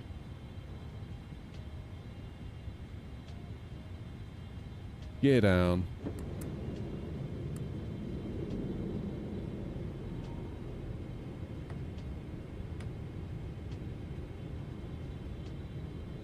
Chicago Tower, White Star 901, indicated runway 19 via Sierra 2. White Star 901, thank you. You can make a right onto Echo, cross runway 28, November 14 to stand 75. Good day. Turn right on Echo, cross runway 2, and via November 2. Can you repeat the step, please? Should be flaps 30. Roger, big get back to you. World Express 232, the wind 0406 knots, runway 19, clear to land. Good to land 19 on World Express 232, thanks. White Star 901, that taxi instruction again. Echo, cross runway 28, November 14, stand 75. Okay, so Echo, cross runway 28, November 14, stand 75 for White Star 901. Right, we're going to butter this. Of course we are. Right, landing checklist complete.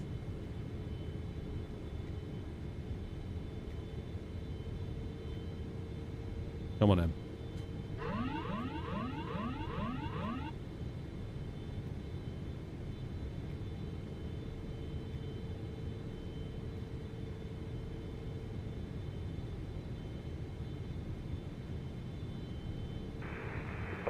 Keflavik Tower, Speedbird 80 Tango, 8 miles, established, ILS 19. Stuart 80 Tango, Keflavik Tower, good day to you. Continue approach, wind 040 at 6 knots, reduce to final if not already up. Reduced to final, cleared to approach for 19, Speedbird 80 Tango. I feel like my yoke is a little bit too low. I feel like I keep bashing my arm into my leg. I feel like my setup here is not ideal, but that's not an excuse before any of you say always making excuses. I mean, I am making excuses. That's not the point. We'll see how badly this landing goes as to whether I need to exercise my right to use that excuse. 2-3 Alpha, getting final now, 9 mile final, established on the runway 19. Not 2-3 Alpha, Keflavik Tower, good day to you. The wind 040 at 6 knots, continue approach number 3, reduce to final. Continue approach number 3 and reduce to final, correction final, and 2-3 Alpha. 200. Happy seemed like they're a mile out. 100. We'll see her. 50, 40, 30, 20, 10. Go on, down you go. There we go, just made it. Yeah, pappies are not good here. In a surprise to absolutely no one. That was alright though, nice and smooth. I was butter hunting a little bit. Stuart 80 Tango, select go around. Go around, Speedbird 80 Tango. Speedbird 80 Tango, negative, not the instruction. Expect go around. Expect go around, Speedbird 80 Tango.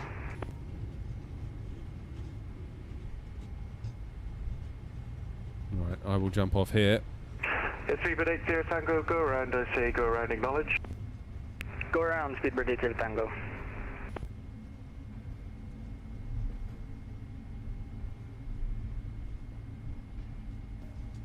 Well, as soon as that one's going around, I'll take my time getting off.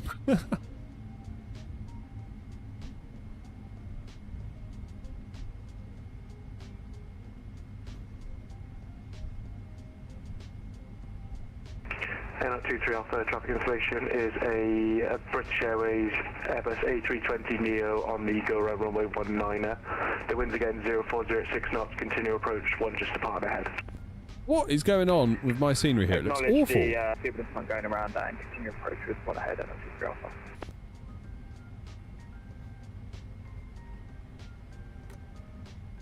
Lufthansa 847, information data on board, we can steer to Frankfurt. Lufthansa 847, roger, standby.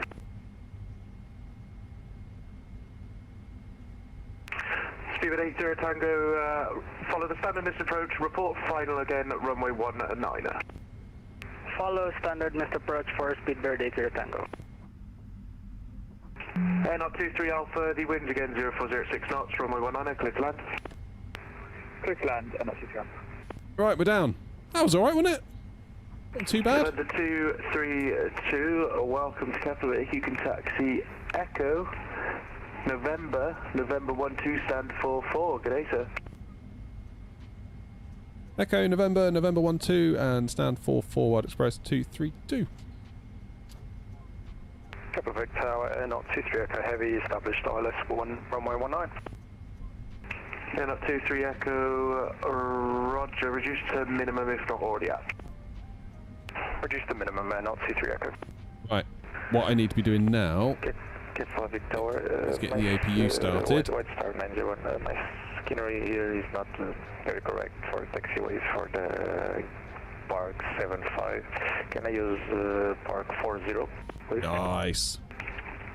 White Star 901, no problem. No messing. And of choice. Absolutely no messing. Was that my fault about that go around? I feel maybe a little bit bad about that if I was slow getting off. But I don't think there was any way I was taking that exit.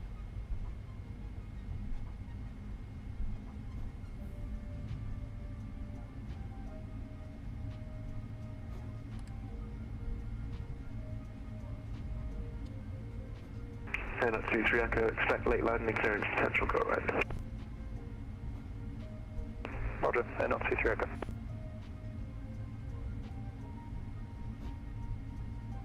Two behind were too closely sequenced, okay. Tower, not 23 Alpha has vacated on my 19. That's not 23 Alpha, thank you. And at 23 Echo, the wind 0406 knots, runway 19, clear to land. Clear to land, runway 19, and at 23 Echo. Is this some kind of aeronaut group flight, I see?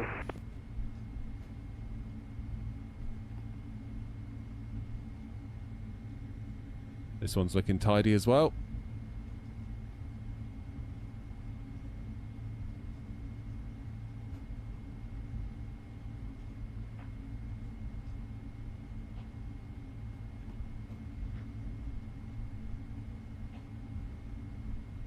Is this another A340? And up to 3 Alpha, you can taxi Echo, cross runway 28. It's going to be November 14, stand 75, good day. Gee, look at that for timing. Okay, cross runway 28 and November 1, 4. Correction city stand number again, 23 Alpha.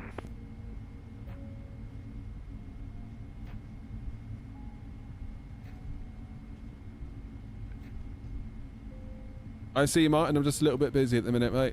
I see your many thousands of messages.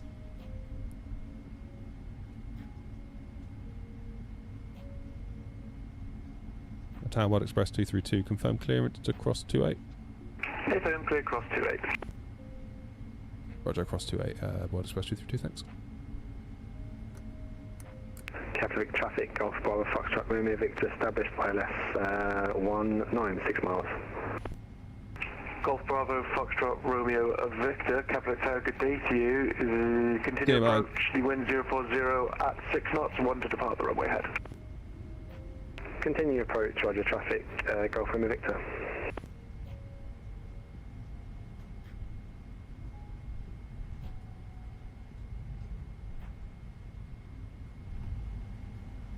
Cheers, Cos.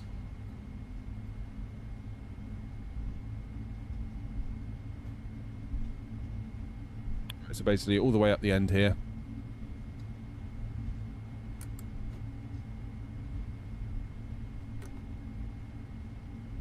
Left onto November. Not this left, the next one. I say 342, no flight plan, refile and call me back. Copy that, refine. Golf Bravo, Foxtrot, Romeo, Victor, Keflavik Tower, the wind 0406 knots, runway 19, clear to land. Runway 19, clear to land, Golf Bravo, Foxtrot, Romeo, Victor. Hey, not 23 Echo, thank you. Taxi Echo, cross runway 28, hold short, November, taxiway. Possibly, Martin. I'll schedule it on YouTube later if I am.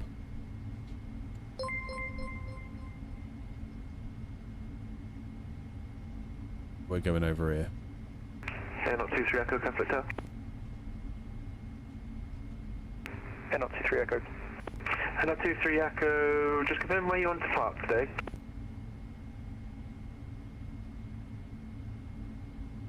Tower's choice, not 23 Echo. Not 23 Echo, Roger for now, then taxi Echo, hold short November. Taxi Iceland Echo, Air. hold short November, not 23 Echo.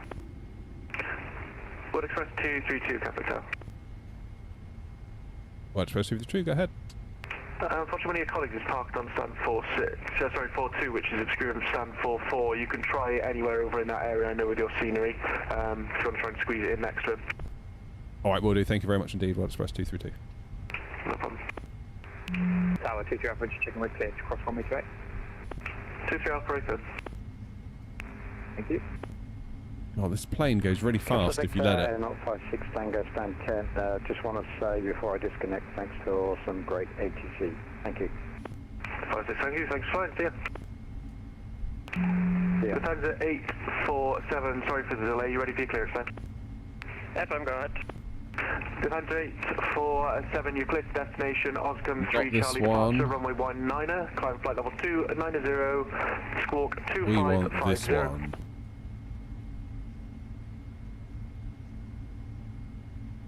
Good destination Frankfurt, Oscom 3 Charlie Two departure, go-arounds, climb, oh no. 290 and squawk 2550, Lufthansa 3, correction, 4847.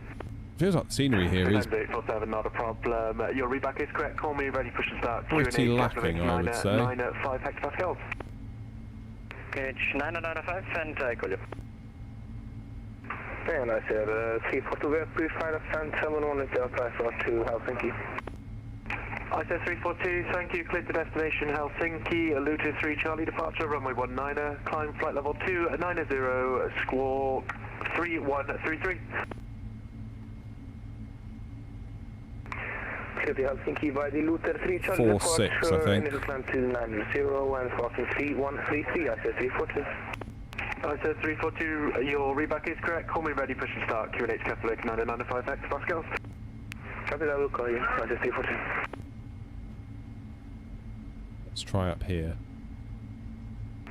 Golf Romeo Victor, just confirm where you're looking to park today. Tower's choice, Golf Romeo Victor. Golf Romeo Victor, Roger, taxi Echo, November 1-4 into the apron, standard choice. Echo November 1-4 and standard choice on the apron, Golf Romeo Victor. Well, I don't know where this is. Turn off my taxi light before I blind the ground crew that aren't actually there.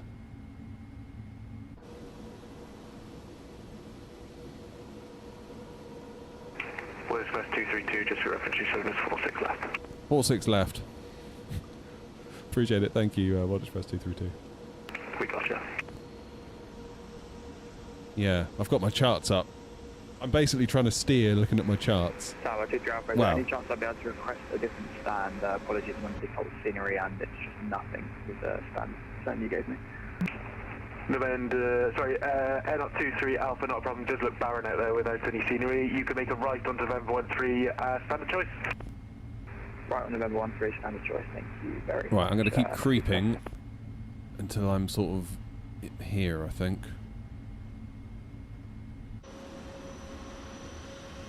Probably about right, I would say.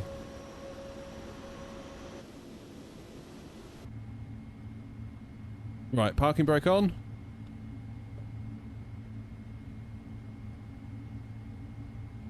Parking brake set, very good.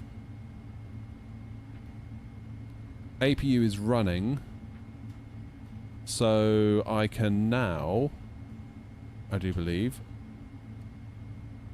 turn the engines off. 10847, Roger, your push and start is approved, release point 9. Wasn't approved, release point 9 on Lufthansa 847. Good luck, Ryan. Okay. And beacon off. Strobes off. Let's hope New Sky now decides to close the flight. Off centre line? Really? Was I? I don't think I was. Maybe I was, who knows. I'll be keen to watch that back. I don't really feel like I was. Was I? Can somebody watch that back and tell me if I was off centre? Oh, well, whatever. It was smooth, that was the main thing. Albeit a little bit late. Off the centre line to the right. Okay, fair enough. I didn't feel like I was. At no point did I think that was an off-centre line landing. Hey-ho, but we made 43 grand for the VA, that's the main thing. That's the main thing. Right, my plan now, guys, is not to do another leg. I know. My plan is instead to get ahead of all these stupid jobs I need to do for the next hour and a half, and then hopefully be back with you tonight. What should we do tonight? That's the thing we need to think about. What I'm considering doing, I mean, we could fly back to Heathrow, but that's going to be possibly a bit boring. we do have the Mastering Bristol tour to carry on with. The next leg is Zurich back to Bristol. That might be a nice one, actually, thinking about it. That could be a thing. Joanna says a little off, but not that much. Alright, I'll have to look back. I'm thinking Zurich back to Bristol might be a nice one tonight, because we flew out there last time. Where is it? It's down here, isn't it, Zurich? Golf Romeo Victor, just confirm November 1-4 is on my right. Zurich could be cool. Is absolute trash, to be honest. Let's do that.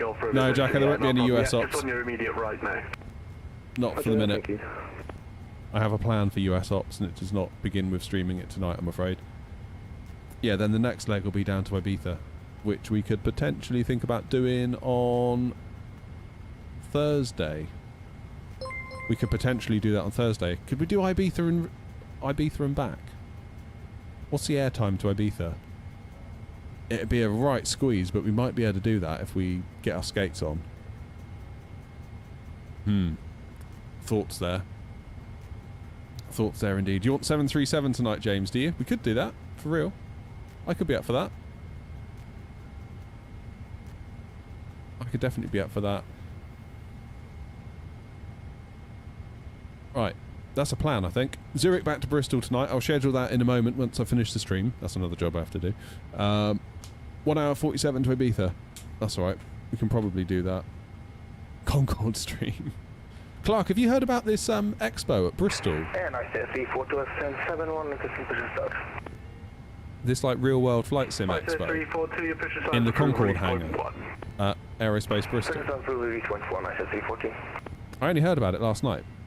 Someone mentioned it again in the stream. Yeah, apparently there's going to be like a UK FS weekend. Well, not obviously FS weekend, but like it's going to be a similar thing. And I think it's going to be in the Concorde hangar. I don't know where else they would do it. Apparently it's at Aerospace Bristol. So that could be a thing in October. 100%. I have to go to that.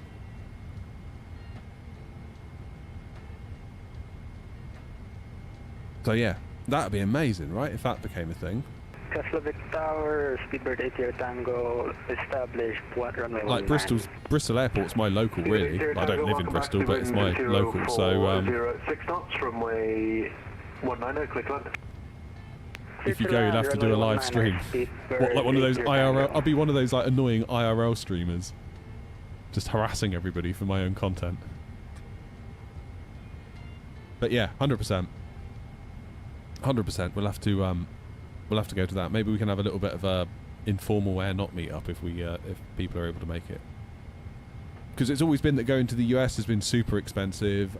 Going to the Netherlands is kind of expensive as well, which has always put me off. But literally just being able to jump in the car and drive to Bristol. That sounds incredibly cool. That sounds incredibly cool. So I hope it all kind of works out. I think we should support the hell out of it, personally. We should 100% support it. Because, you know, it's like all these things in life. Use it or lose it, isn't it? Yeah, God, that'd be amazing. I will 100% be there. If it turns out to be a real thing. It seems to be. It definitely seems to be. So I think there is a Discord. I will share the Discord in my Discord later on Discord. But yeah, that's going to be amazing. Okay, plan tonight then Zurich back to Bristol, possibly in the 737 or maybe in the Phoenix. I'll see how I feel. 2 hours 10. Alright, so if we were to take off from Bristol, we'd get there for what? If we left at 10, we'd get there for 10 past 12. Very quick turnaround and back. We'd just make it, wouldn't we? We'd just make it. I mean, it's 1 o'clock now. And this is further than that. I feel like we might be pushing it. Don't know. Anyway, guys, I'll see you again tonight. Either 7:30 or 8 p.m, depending on what happens here. But keep an eye out on the YouTube for the schedule. Thank you all very much for today. It's always lovely to stream and fly with you. And thank you to Tom for all the ATC into Iceland. Much appreciated. And yeah, Zurich back to Bristol tonight, continuing our Mastering Bristol tour. Thank you to everybody. Have a lovely afternoon. and I'll see you in a little bit. Ciao.